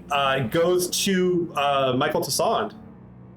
All right. Well, since my rival didn't do much on the other one, I'm just gonna go ahead and just like try to tackle it. All right. It is fairly okay. It's a bit across the room. You're going to go and do a full charge. You come across the room and you attempt to tackle it. Are you going to try to grapple or just try to push it over? Try to grapple it. Grapple it. Okay. So this will be a grapple test, a straight fighting test then. So this will be your +2 to do it. What's this thing got? This thing has got. Oh no! Oh no! Oh no. 5, Oh, 6, yeah, I doubt it. 7, 10. It got a 19. Yeah, So yeah, you go yeah. you go up and try to grab it, and like it's like as you do, you notice like some of its legs seem to start like grabbing onto the wall. Like it seems almost like it's like halfway climbing up the wall now and trying to avoid being grappled by you. Okay. Goes to Phoenix. Phoenix, you're standing there, middle, kind of towards the middle of it, or towards the front. You can see like Michael's ran across the room. Olivia's taking shots at it. I got Kaylee here at the bottom too. So, what do you want to do? Is there anything on the floor in here at all? This room's like super smooth. super smooth. Okay. No real features of it. Yeah, no real cover. You can take some cover behind the doorway you guys came through. It's still staying open, but No, I'm gonna try to shoot with my pistol, I guess. all right, you pull your pistol out, and or you probably already had it out, so you can do an aim action if you want to. All right, give me the aim action here to hit. Oh, that's awesome. 12, 13, 14, 16. 16. Double sixes. All right. So what'd you got to draw by the 6? No, I got a 2 on it. All right. You can do the extra. You can do the vicious blow to Nice. it if you want to get the extra 2 damage. Yes. Extra 1d6 damage. Excuse me. All right. Go So for it. I'll roll 6 damage. All right. 10, 15, 16. 16 damage. Your shot rings out, and you manage to kind of clip it on the side where, and that seems to help. That seems to do a little bit better. But yeah, it does a little bit of damage to it, but not much. The other one seemed a lot easier to hurt. This one's not going to be quite as easy, it seems. All right.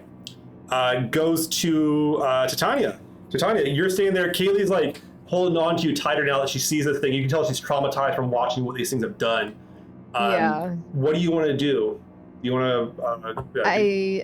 I feel like I should get away from it before I get her and me killed. So So, like, You I can would run. You probably- can run back into the chamber you guys came from. You could try to run along the opposite side of the chamber. It's going toward where Michael's trying to distract it, trying to get ahead. Because the only way out is through it, pretty much, or through the way it came. Okay. Yeah. So I guess we'll go around the other way while Give me- he's trying to distract it. Give me a persuasion check to see if you can convince Kaylee to come with you. Unless you're a Okay. carrier, which I don't think you're strong with a carrier. I was gonna say I'm a dragger. I've got a gun now and bullets. Oh, like well, you you're can- coming with me. No, I don't know if just threatening her kidding. would work right now. I'm just I kidding. think that would. I think this is a honey and vinegar situation. So +6 persuasion. Yeah, I got a 14 plus 6. Oh, So 20. Yeah, not a problem. Yeah.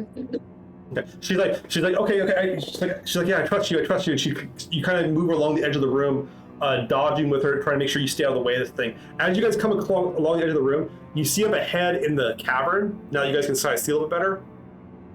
There's another construct in the cavern. This one is like the other one that you saw them kill earlier, where it's not like as sleek or as fast. It's much more like has the ropes and everything, and it seems to be like whipping the floor as it walks around. Oh God. That's all you see as you get to the end of your movement and dodging around. So I'm going to give you the dodge. You guys are defensive this turn. You got like extra 2 to your defense, so you're harder to hit. All right, moves to the construct that Michael's messing with. This thing does not care for Michael, so it's going to actually. The first thing it does is the ropes kind of whip out at you, Michael. As it has a kind of functionality. The ropes, you've messed with this before. You're kind of easy to dodge them. However, though, it seems to protrude out like a much larger blade out of its center mass, which it misses with horribly, and you just kind of dance on it. You're kind of just dancing on this thing as like the blade kind of whips out, and it kind of reminds you back of your early time in the kind of knife fighting practice back in the Martian Marine Corps. All right, the thing down the hallway kind of moves in the room, and it seems to be like slowly moving to the room. It goes to the opposite side, and it seems to be going towards Titania and Kaylee, but it's moving very sluggishly. It's not like able to rope you guys. However, one of the ropes does kind of come close to Michael, see if you can hit. Michael, the rope whips out at you and does not hit you. Oh my god. You are way too good at this. All right, Koa. Koa's gonna move up behind Olivia, but I guess I see Tanya and Kaylee running up, so I'm gonna go up there and I'm gonna aim at that one and shoot. So if you move, you can't aim this turn. Oh, right. So I could just move and fire. Yeah, move and fire. Okay. Okay, yeah, I'll move and fire. So are you firing at the one that Michael's tangling with, or the one that just walked in the room? The one that walked, just try to clear that path. You got it. So give me a shot at it. All right, +4. You can do it. Yeah, I know, right? 10, 13. 13 hits it, no problem. Give me. Oh yeah. Give me damage. It's that one. Okay, 2d +2, 6. All right, 11, 13. 13 damage. That's pretty damn good, actually. Yeah, your shot rings out and you clip it. You can see you definitely have its attention now. It's going to start moving towards that part of the room. But yeah, you see like you see a little ding happen, a little dent in the side of its armor. All right, moving on. Kaylee keeps with you, Titania. So she's like, we're gonna be safe. We're gonna make it out of here. Okay. She's like talking to herself and all, trying to convince herself to keep on going. Actually, maybe I roll for her willpower. Yeah, I was gonna say. say. God. Yeah, she actually starts cracking under the pressure. It's gonna be another persuasion check to keep her moving with you next turn. Okay. Olivia, you're up there. You took some shots at it. You and Phoenix are the ones in the back of the room firing this thing. You can see one's kind of blocking the passageway. Michael's like going off and tangling with the other one. What do you want to do?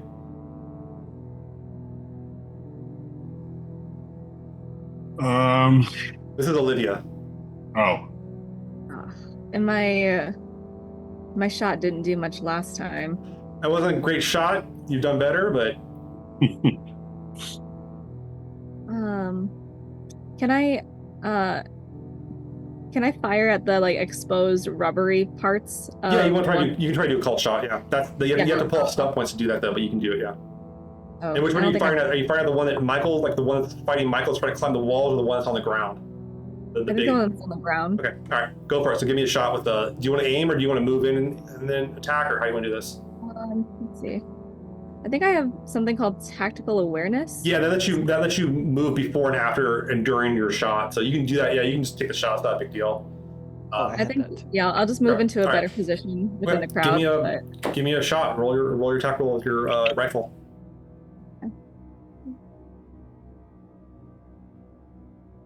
14. 14 strikes it. The thing is not that hard. It's kind of squat.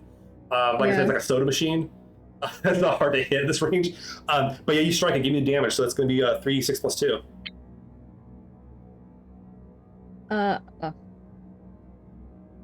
That is 6 total damage, but I rolled Snake Eyes. You don't get stunts on damage rolls, yeah.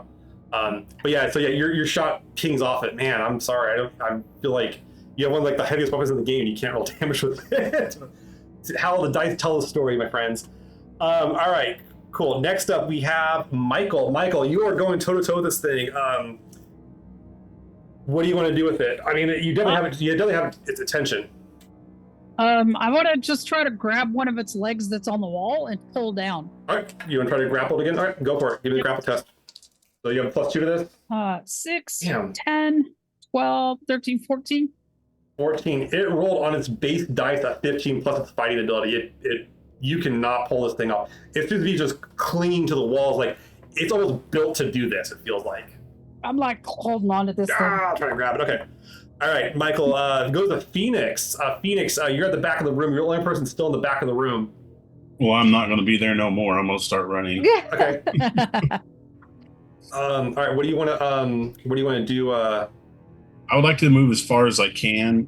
You can do a whole ass run across the room if you want to, not shoot this turn. Yeah, I want to do that. All right, you run over as far as you can in the room. You stay outside the range of the ropes of the squat one coming in. But that's your whole turn. But yeah, you also could dodge if you want to, then move in the room. There's that, but it's up to you. But you don't get that far. So just full on move. Yeah, I'll just full on move. You haul ass. Okay, you get past Titania and Kali, no problem. Speaking of which, Titania, yeah, Kali's starting to freak out again. You can persuade her. You can go and try to attack the thing. You can. Yeah, I'm definitely gonna persuade her. Yeet her. I'm definitely gonna try to persuade her and be like, listen, I know you're freaking out. I'm freaking out too, but you've made it this far, and we don't want that to all be for nothing. So just hold it together for me, and hold your breath. Just center yourself. We can do this, and I believe in you. Okay. All right. So give her a persuasion check. See if you can keep her motivated here. All right. I told you the persuasion would come in handy. Okay, yeah, I got 2 6s. Oh, that's good. And Yeah. 3, and then +6. So that's what, Okay. 15 + 6. So I'm gonna let you kind of like motivate her, and you kind of start persuading, and everybody else kind of hears you talking to them as well, and you Go team! Everybody this turn's gonna get 1 free stunt point. Yes. I'm gonna say for this bonus, you grant some stunt points to everybody in the team, so they can help get through it. And you see the kid is like, yeah, no, I can do this, and she gets ready to start moving along with you in here and the like. All Yay, right, I did it. Michael, you're tangled this thing. It does not care for your attitude. It attempts to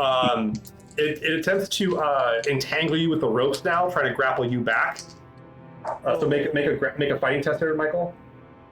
Okay. Let's see. Let's see if we can get an actual grapple test on here. You got to beat a 13. 13. Okay. 6.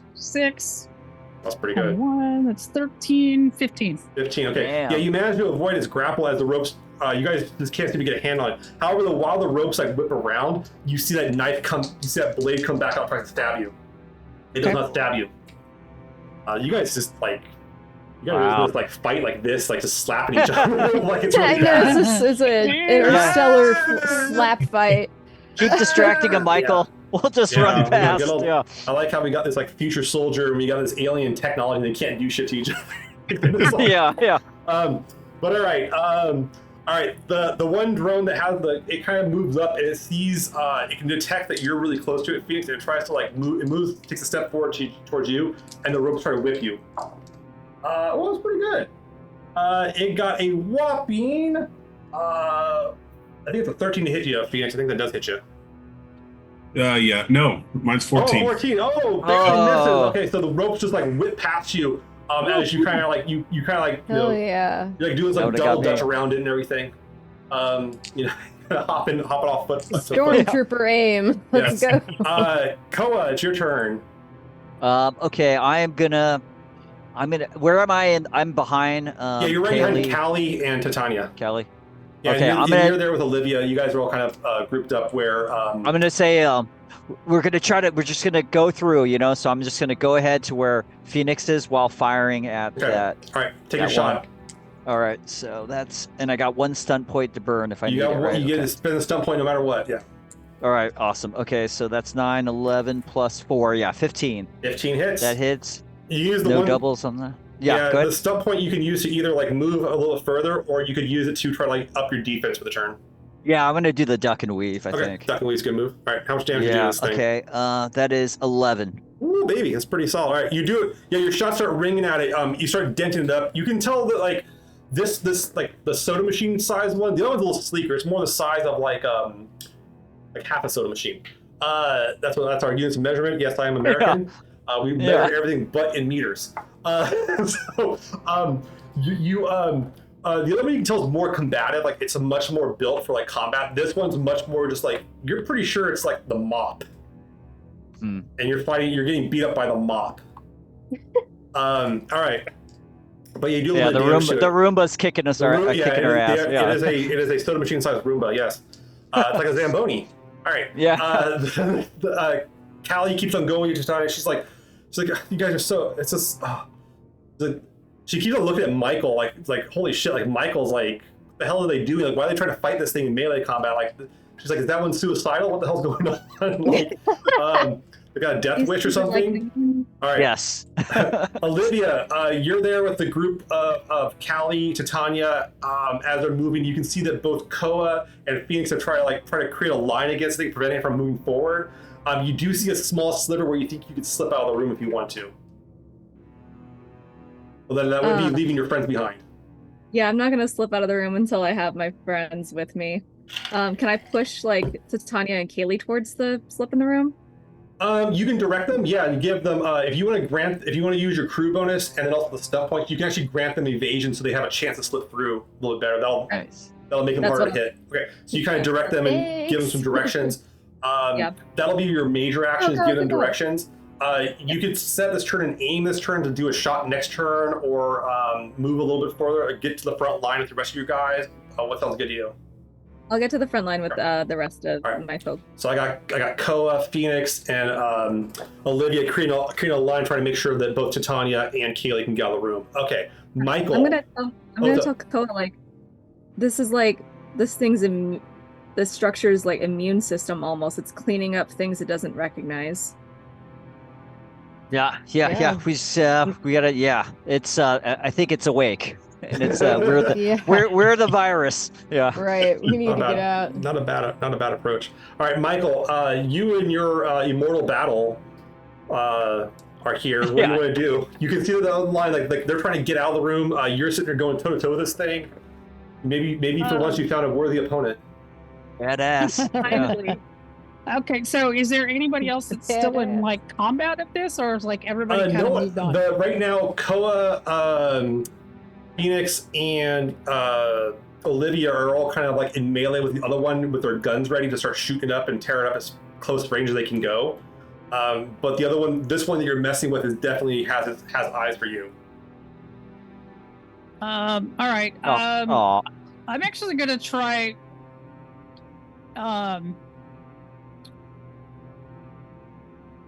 I'd like to try to actually like let go and run towards them. Oh, you can do that with that? Yeah, you can just move over towards them, no problem. Yeah, that's actually the minor action. They're so close to you right now. So minor action, you get right next to the rest of the group, creating a blockade, trying to keep the other drone from like blocking off the little pathway that's opened up. You have a major action. You can still do an attack against that maintenance one. You can shoot back at the other one. What sounds good to you?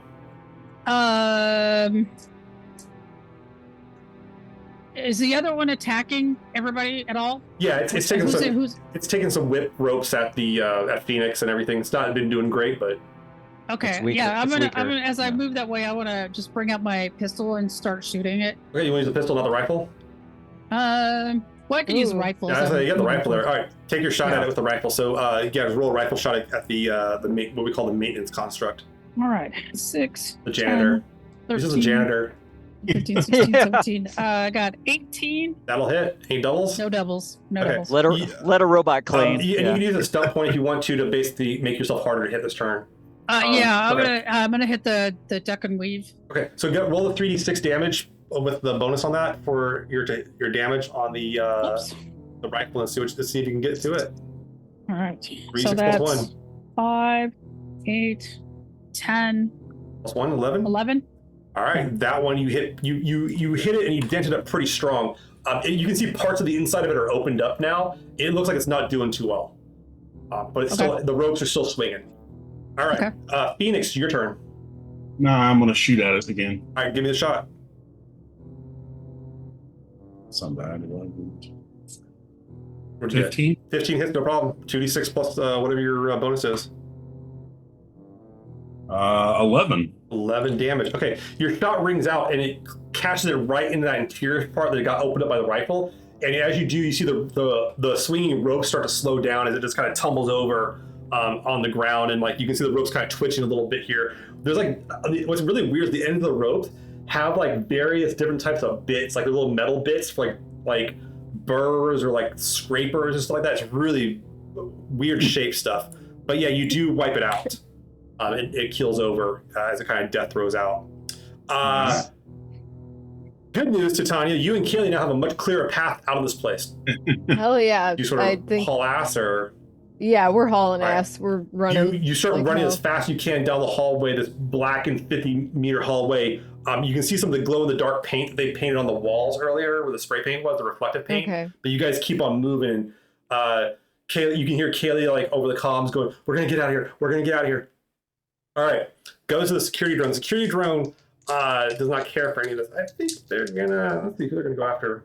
Okay, that'll be nice. The thing, you see the thing like move over the ceiling, and like it's now on the ceiling of the room, and you can see the ropes of it whipping down, and they whip it, the ropes whip at you, Phoenix. Oh, no. Oh, baby, Phoenix. They got a 15 to hit. I think that hits you, right? That hits. All right, the ropes do. You take 5 damage. So subtract your toughness, which I think is pretty decent. So 2, so you take 3 damage. You feel the hit, and you feel that kind of lash around your persons. You then see the knife come out like from the ceiling, and it goes after. Ooh, it goes after Olivia. Uh-oh. No. Olivia, the knife comes down, and it got a whopping. Where's the bonus to hit? There it is. Oh yeah, it got a 16 to hit. I think that hit you. Oh. Olivia, yeah. You okay there? You waiting for it? You waiting for how bad it's gonna be? Okay. Olivia, you take 4 damage. So subtract your toughness, which is 3. You take 1 point of damage. Phew. So not that bad. Pretty minor. All right.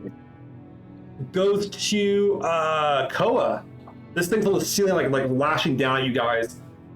What do you want to do? I'm gonna keep moving out, but firing Right. at it. Yeah, at the same Gun time. to blaze. Okay, go for it. Give me the shot. Yeah, on the way out exactly. there. All right. Okay. Plus 4. Ooh. Okay. That is 10. 16. 16 hits, no problem. Okay. So 2D. Okay.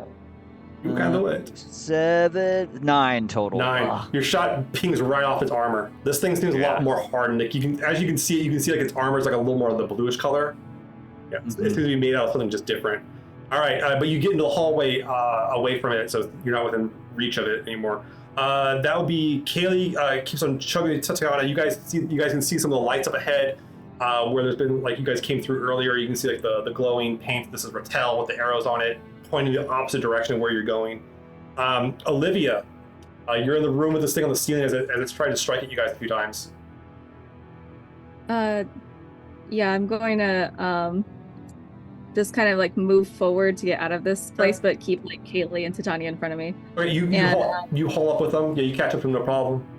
And shoot while moving. You take a shot on the way out. Okay, all right, so you move up a little bit and you take a shot on the way out. Give me the rifle shot. Yep, might as well do that. Might as well, right? Yeah. This is the one. This aggression was unprovoked, sir. That's a 14. 14. Does that hit it? That's a good question. Defense. That does hit it. So roll the damage. Let's see. Just get a lot. Oh no. That's a 9. 9 damage. Yeah. Pink salt. Are you rolling d6s? Like or d4? I mean, I swear I'm just rolling a lot of ones. Damage is not your friend. Okay. Damage. But yeah, you take a shot at it, and it just pinks right off of it. But you do get in the hallway a little bit. Koa's up there with you, and you guys are kind of like keeping. You can see Titania and Callie way down the hallway hauling ass. Goes to Michael. All right. I'm gonna, after I see the thing going for Phoenix, I'm gonna go ahead and shoot it again. All right, give me the shots. I think you can do it. Believe. Do it. All right. Be a badass. 6, 10, 13, 14, 15, 16, 17, 18. 18 hits, no problem. Any doubles? No. No. All right, so just roll damage. 3d6 plus 1. All right. That's 4, 8, 12, 13. 13 damage. Okay. You put a small dent in it. Ding. The ding is a little lower. It's a less high pitched ding this time. Yeah. It's a little more of a dunk than a ding. Okay, and do you want to keep on moving? Or you want to stay there and hold the line? Or? I want to. Yeah. Well, I mean, am I closer to it than Phoenix is probably closer? You guys are right next. You Like, guys are both pretty equal distance to it. But come you on, can turn. man! Come on, let's go. All right. So I don't you wanna be move here, towards so the I'll move the tunnel and the tunnel as it is. Right, Trying to direct Phoenix through. Okay. Phoenix, your turn. What are you gonna do? I'm gonna haul ass. All right, you haul ass. You run past Koa and Olivia and Michael, and the only people ahead of you are Titania and Kaylee are way up there. Okay. I'll warm up the ship. All right. I'm ready to get out of And this yeah, place. and the comms aren't coming on. You guys can't get a signal out here. Titania, what do you want to do? Do you want to keep on moving or? I mean, yeah. Right. Keep on moving. Keep an eye out, obviously. But As you guys run up, you come to the T junction, and you can there's left and right. As you do, Kaylee's like, hold it, stop.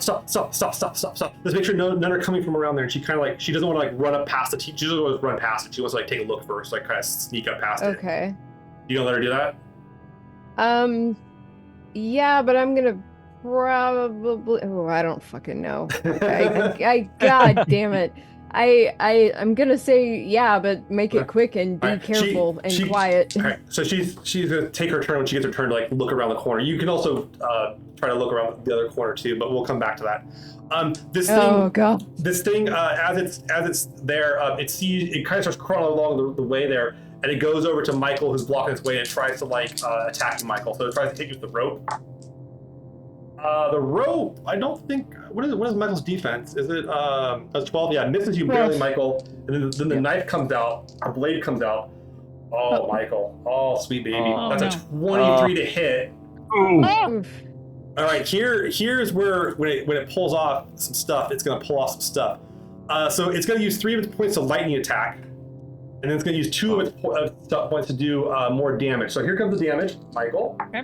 It hits you for a whopping 8 damage. Oh. So you have the toughest of 4, so you take 4. And then it tries to hit you with the knife. The knife comes back for another swing.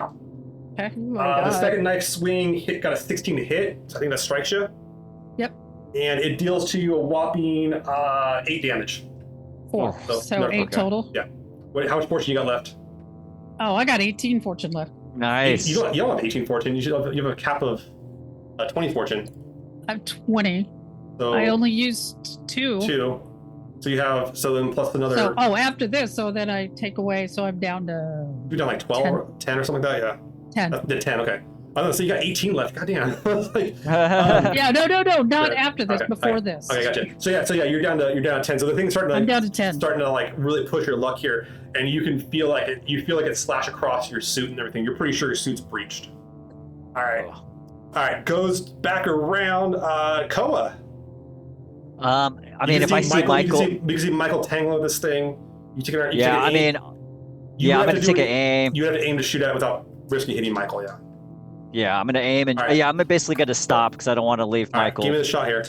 All right, so Ooh. plus 5. You hero, Mike. Okay. You hero, Koa. All right. 17. 17 17. Okay, Okay. now I just got to damage it. You All got right. to roll high. Yeah. Gotta roll high. Okay. Shit, 10. 10. Ah. Yeah, okay. Waste your turn. All right, fun time. All right, so at least Michael knows they got your back. Callie goes to the corner and looks around with her light, and she goes, "It's clear over here. Give me a seeing test real quick, Titania, as you try to like peer around the other corner, see if it's clear." All right. Would it be clear? Is that perception? Perception, yeah. Okay. Yeah. Holy shit. Okay, 3 6s. Okay. Plus... Oh man. It's clear. Nice. It's clear. Okay. And All right. Callie runs across the hallway with you hand in hand. All right. Hand in hand. And then we run Oh. off into the sunset together. All right. Right into the all volcano glass. May everyone burn in hell but us. All right. Olivia, you're down the hallway here. You can see Koa's like standing to the ground to shoot back. Your buddy Phoenix, the pilot, ran off. Michael's there tangling with you. You can see that Michael's like, you can see Michael's been hit a few times.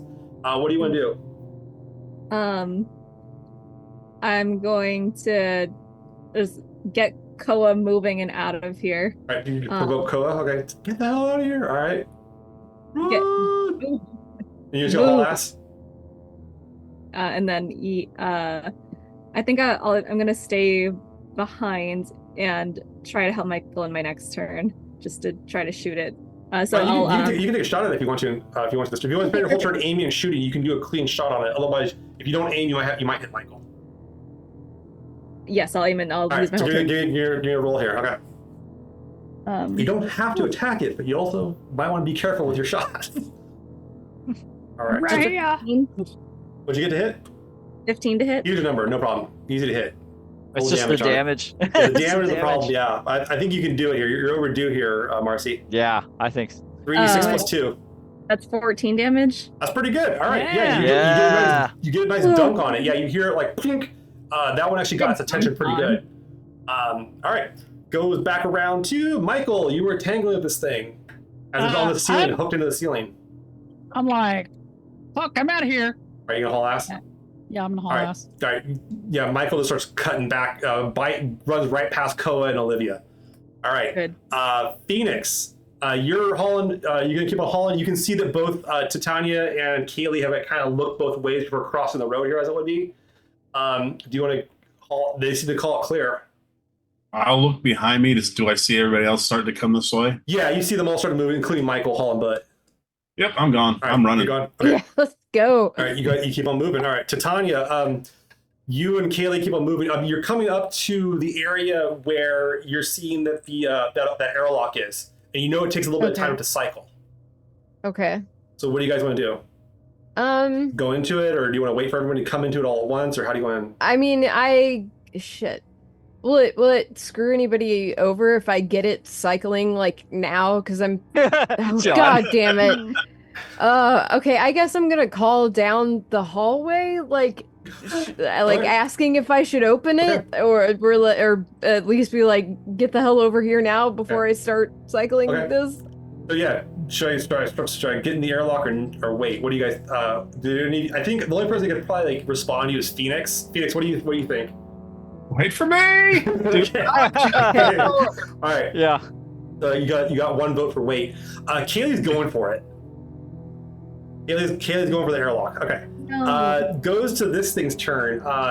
It jumps down the hallway and charges back here. It's got ropes going towards Olivia. Ropes come out, Olivia. I think that might hit you. I got a 12 to hit. That barely hits you, Olivia. Olivia, you take a whopping you take a whopping 3 damage. So your toughness actually eats it up. So you're good. The knife though does come out and goes after Koa. Koa, a Stabberoonie comes towards you, and that will be a 14 to hit. I think that gets you. Yeah, that gets me. All right, gonna get you for a whopping 8 damage. Okay, so 7 because I only have 1 toughness. Okay, yeah. So That's my weakness. and it does cut your suit open. Okay. Ooh, okay. Yeah, a little slash in your suit. All right. As it stands there, and it's like hanging from the ceiling, attacking you guys. It's not getting on the ground. Goes back to Koa. Okay. I'm just gonna fire and I'm gonna be like, my suit's ripped. I'm gonna just fire and run. Okay. Start running. You fire and you guys start moving back. Give me a shot. Yeah. Okay. +4. I'm liking this pitch battle. It's kind of fun here. Yeah. 8, 15. 15 hit. Hits, no problem. Damage. Okay. Yeah. Fun. All right. Ooh. 12. 12 damage. Okay. Yeah. Ding. I don't think I can make. I don't think I can actually hurt it. I think it's very difficult. Really high, with the pistol. All right. Goes to Callie goes into the airlock and she goes with the seal door on the other side and is like, "Go, you piece of junk!" And she you see her go over to some of the wires that are on the wall, right? And she starts messing with the wires. She's gonna kill us. Oh. All right. So, and you see her look back at you, Titania. She's like, "Get in here! Come on, let's get out of here!" And yeah. All right. Goes back around to Olivia. Yeah, Koa is taking shots at the thing. You guys are both in melee with it. Michael's bypassed you. What do you want to do? Run. Run. All right. You just haul ass as fast as you can go. Okay. Fast. You get Running. really fast. All right. Goes to Michael. Michael, what do you want to do? You can see back there. You see Olivia starting to catch up to you. You can hear Koa's back there fighting this thing. What do you want to do? End up being the last one. Michael always dies in our games, guys. For those who don't know. True. What do you want to do? What do you want to do, Michael? Don. Michael, me. Game Michael, not real Michael. Is everybody close enough that I could just maybe pull them towards us faster? You could Olivia bypass you. Honestly, they're gonna run faster on their own. But you could tell Koa to start moving or give them an order. All right, I'll be like, go, y'all, let's go. Okay. Are you gonna now? What about you? Are you gonna keep on going, or you want to stand and shoot, or how you want to do this, or wait? No, I'm gonna keep going. Wait, you guys keep on haul. Okay. You start catching up. You can see as you haul up there, Michael. You can see that in the airlock room, Titania and Kaylee are both in there. Kaylee's doing something weird to the wall though. It's unclear. All right. Goes to let's see here, Phoenix. You can see Kaylee's in the room doing something kind of weird. Titania's there, kind of perplexed by it initially. What do you want to do? Well, I'll run into the room. Okay, you run in the room, and you can see Kaylee's got some tools out, and seems to be trying to cut wires to try to do something to the walls. Do not hook this stuff up. We still got people coming in. Wait. She says, we gotta lock the doors. We gotta make sure those things don't get in here. Get in here, quick. We gotta get everybody in here. They're done for. If they're trying to fight that thing, they're stupid. That's their own problem. And she's looks like she's trying to mess with it more. Okay, goes to Titania's turn. Titania, you can see that Kaylee's actively trying to trigger the airlock room to try to lock everyone out. Oh shit! Fuck. I want to try to knock her out. Okay, I mean you got a pistol. You could go pistol whip her. That's what I'm thinking, but I'm just trying to think. After we if we get through the other side of this airlock, are we still in a place where there's more monsters and having an unconscious that goes to person? pretty much the surface. That pretty much goes to the surface of the planet. Okay, cool. The main monster out there is vacuum. Her suit is fine, right? She's got a vac suit on. Yeah, she's got a vac suit on. Yeah. That. Okay, all right. I'm gonna do my best to just hit her over the back of the head with my I should mention she doesn't have a helmet on and a vac suit like all of you guys. So shit. Yeah. Never mind. Hold on. You can try to pull her off the thing, try to stop her from doing the work. I'm not very strong though. I feel like I'm distraction. I mean, neither are toddlers, but they make it hard to throw a punch. Right. I feel like I'm more persuasive than I am physical strength. This is the way to go. Right. Okay. I think I kind of grab her by the shoulders, to just give us more time where her hands are not physically on those wires, but also being hey, we saved you, and I didn't want to leave you behind because that's just not what people do. Is this really how you want to think? The people that saved you, they're almost here. Just wait a minute. We'll get you out. Just calm down. Give me the persuasion stop check. fucking with the wires. Give me the persuasion check. Oh God. Okay. Told you to come in handy. I totally thought you were gonna pistol whip her on the stream. I would have been like, yeah. I got two sixes and a 1. Yeah, you're good. That's plenty high. 6. Yeah, not a problem. You actually take a second, and you really can. I'll let you use some stunts here, which are basically going to be impress her or something like that. You basically she kind of stops, and she goes. I'm sorry. Okay, come on. Let's get him in the room. And she stops what she's doing. All right, you do manage to persuade her to stop trying to basically trigger the room early.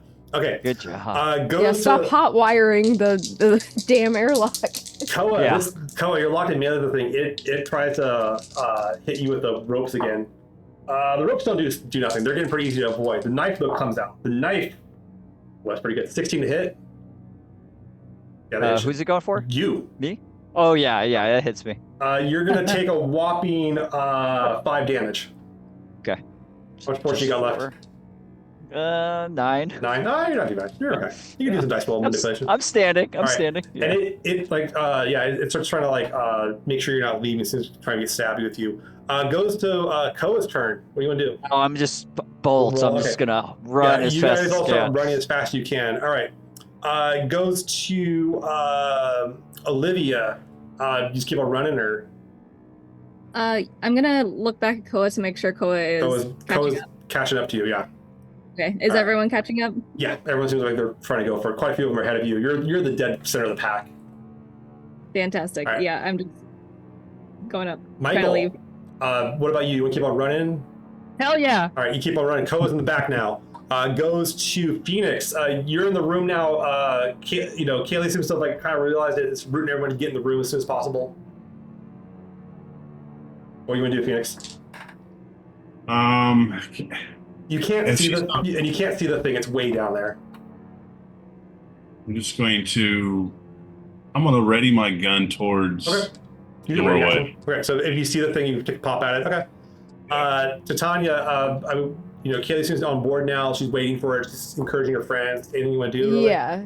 I mean, I'm definitely gonna tell her to like be ready to get back at it at a moment's notice. But I think I'm also gonna ready my weapon, even though I don't know what I'm doing. It just makes me feel a little bit safer. So we're sticking that little pistol I barely know how to use out the door. Just like Phoenix. This thing starts running, hauling ass down the. You can hear it like running across the ceiling here. Koa, it is a tad faster than you. And it manages to catch up to you, and you can feel like the ropes trying to whip back at you as they try to like grab you. The ropes whip at you, and you can feel them grab at your legs, but they never quite sink in enough to like pull you back in, like it's trying to suck you back down the tunnel you came out of. All right, Koa, you want to keep on running, or? Yeah. I mean, is there any way I can fix the breach in my suit as I'm running? I'm just like, that's a full action to do. You'd have to stop and do that. No, I'll just keep running until I get in there. Airlock takes time to cycle, so that you might be able to do that time. Okay. All right. Goes back around. Everyone else, you guys get into the airlock, no problem. This thing, though, takes one last grab at Koa on the way in. Oh. Koa, roll a grapple test. Roll this fighting test. Okay. Oh my god. What is it? Strength? Don't get yoinked. Strength, yeah, fighting. It's fighting. Okay, fighting. Do not get yoinked. You have a plus 1. So I got 12. Well, okay. It grabs you, and you guys see it like as you guys take your shot at it real quick here. See if you can do something to it. Hey, double 5. So pretty 10, good. 16, 17, 18, I That think. hits, and you got a bunch of stun points, so you can do a lightning attack against it and do the extra damage, if you want to. Nice. I'll do that. All right. So go ahead and roll the 3d6 on it with your pistol, plus your bonus, whatever that is, and then 15 damage. 15 damage. Okay. Roll your second attack against it. That did something to it. Nice. 11, 12, 13. 15. 15 hits. Give me the damage on that. And that's just the 2 damage. Yeah, it's 2d6 plus whatever your bonus is. I believe you can do it though. What'd you get? Only 6. 6. Yeah, that one dinks off. So your shot rings out, and you see it kind of wince, but it does manage to grab Koa, and you guys see it like start dragging Koa back down the hallway. And Koa, you take a whopping as it drags you back, you take another 3 points of damage. Okay. So 2. Okay. Yeah. So you guys see Koa being dragged down the hallway here. As you do, the airlock starts to kind of seal a little bit. Like it's like you can see like the light starting to flicker on it. Do you guys want? Kaylee's like, I can stop the airlock if you want to get your friend. What do you want to do? Get our friend! Get our friend! Yeah, I'm voting to go for him. All right. Risking it all, you guys. Olivia, you can still see Koa in the distance being dragged off by this thing. You're welcome to take a shot at it if you want to. Yeah, I'll take a shot. I really want to see Marcy actually do some damage to this thing. Yeah, I would love to. Yeah, I'll use my rifle, aim and shoot. All right, give me the aim and shot. Don't even aim, because if you miss, you could just take me out. Yeah. Yeah. Make it real simple. Make it real easy. Let's see. Oh no. That's a 12 to hit. That'll do it. It's not hard to hit. And then I rolled double 3s. Double 3, so you can extra d6 on it, so you can roll 4d6 damage on it. Yay! Plus your bonus, so yeah, that's a pretty good shot. Yeah, that's a 46, chance. 46 plus 2 is pretty good. 14 damage. 14 damage. Your shot rings true. It hits it. It does something to it, but it's still standing. Michael, you want to take a shot at it too? Yep, yeah, All right. buddy. Just get him.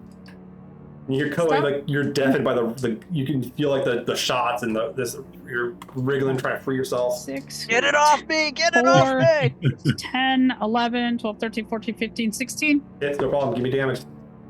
All right. You can do it.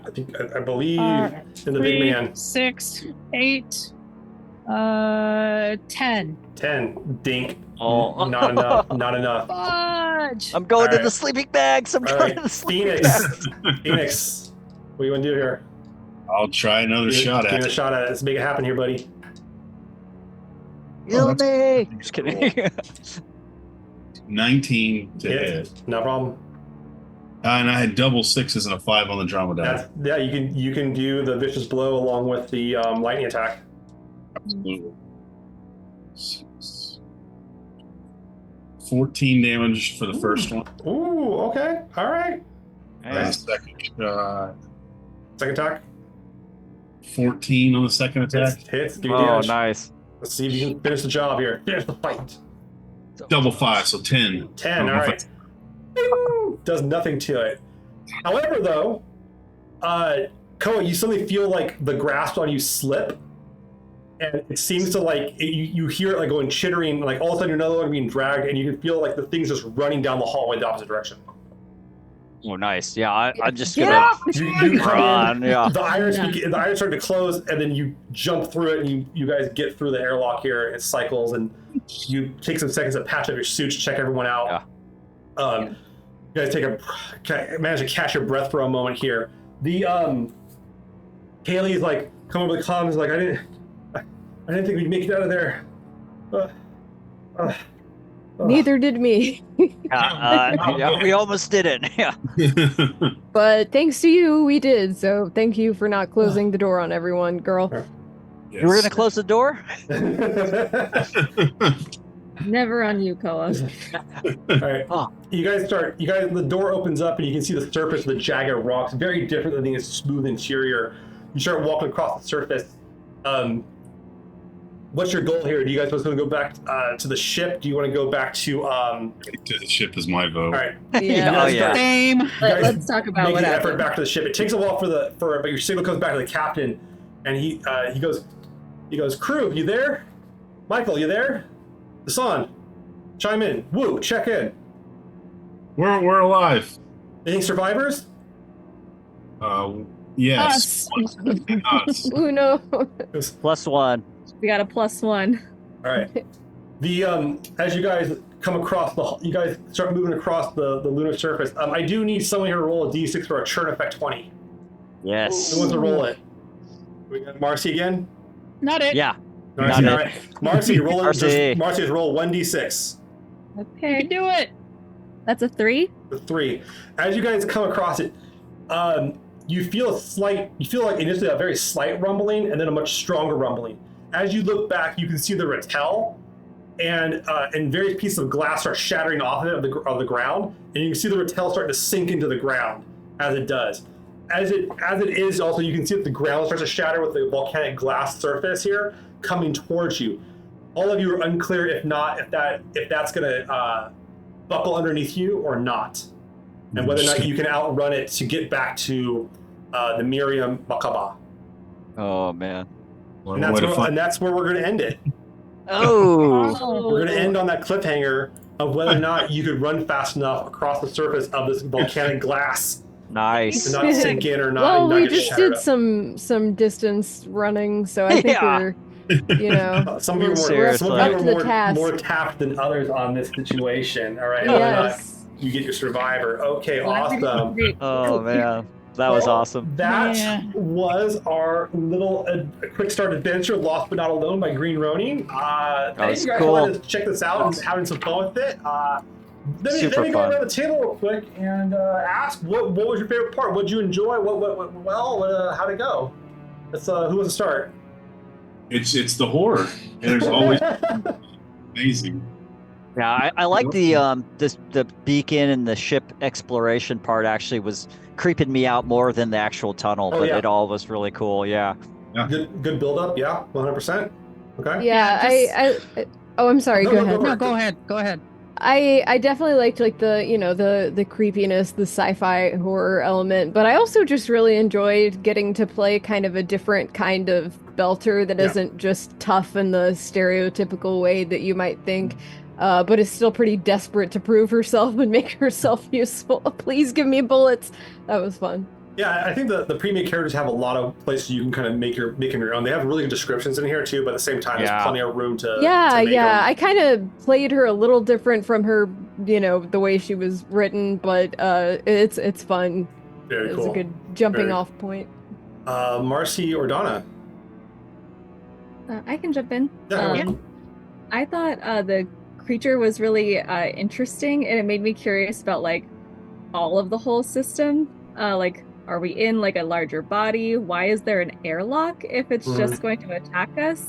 Yeah. So there's a whole lot of like mystery stuff that I'm like very interested in learning like more about. It's definitely like a cool little hook, and I had a lot of fun with this one. Okay. Yeah, I like that mystery about that. It's like all of a sudden we have atmosphere. It's like Yeah. how would they even know what would be a good atmosphere for us? Mhm. Right? Is it the same for these creatures? Well, Which you, would be you have to- weird, but once again, you have to remember the builder's bias is that they had oxygen-based atmospheres on Yep, 1G yep, planets. yep. They had a similar disposition as us. So yeah, it's kind of interesting in that regard. That, or maybe they read your genetic code and they knew what you needed. Yeah. Creepy. They could be. It's all kinds of stuff. So, and that's again one of the fun parts about the Expanse RPG is you can do all these kind of cool different things. And I like this adventure a lot because it has a lot of different places we could go with it. I will say I added in the my little touch was the end with the surface collapsing. Oh, that's That was my cool. Yeah, I charm like 20. that. Yeah. I think that's a cool cliffhanger because either like the ship's like now like really in there, or Yeah. like you have to do a last ditch adventure, try to get out of there, or can you ever get back in there, or what's going on. So I added a few flourishes here. Like the captain of the ship wasn't in there. There's not supposed to be just you guys in the ship. Yeah. But I also kind of had to worry about like maybe you won't leave someone back at the ship, which kind of makes sense. But yeah, cool stuff, guys. And will the ship be there when you get there? Ooh, Yeah, I mean, exactly. it's just like one of the things I was thinking of, like when we first saw the creature, was like, what is it? Because we react violently. Mhm. Because we are more likely to be violent. If like how the story would have gone if we had tried to communicate, or if we had tried Parlay? something, Yeah. or just something Let besides it shooting. do its job. Yeah, it was it's just like yeah. let it clean up and do its job, and we just kind of hung we were out like there. we were trying Yeah. to help you. We put everything in little sleeping bags, Here to sweep Yeah. up that. Yeah, So it's like interesting to see which direction this would Yeah. have gone based on how we had the first encounter. 100%, yeah. No, and I always like a creepy spaceship's really cool. They actually had a table in here of creepy stuff that could happen on the ship, which was like the frozen blood, the note. The note was Yeah, I like liked all that. Yeah, suit, I I liked mean, the all that was note very- and the blood, and Yeah, that was Yeah. it was fun. very visual. It's like every Yeah, space horror yeah. thing. I liked it. I won't kid you, about half of this is ship description. Like they did a pretty good job describing the creepiness of the ship, so I really enjoyed that and everything too. And Yeah, it's cool. and you you get to unearth early like how the mystery of the ship and who's on the ship and what happened, and the like. So that's really cool. Yeah. And I then need this book now. Yes. September. We're looking forward to the backer kit for this and everything, and we're looking forward to seeing more Expanse stuff and a whole new, much more of the RPG. We will continue to do Abraxas Precipice forever because that's all I do with my life and the like. So, all right. Hey, well, thanks everyone for hanging out with us and playing with us. Green Ronin, thanks again for this. Thanks to everyone at Green Ronin, Chris, Steve, Ian, Troy, all you folks. You guys for letting us do this and having a lot of fun with this. It's been a really cool stuff. I had fun play testing this and just hanging out. So on a Sunday afternoon here, it is a Sunday for us. So we don't know when you're watching this, but whenever. All right, you guys all have a good one. But thank you very much for joining us for Lost But Not Alone. Later. Bye. Bye.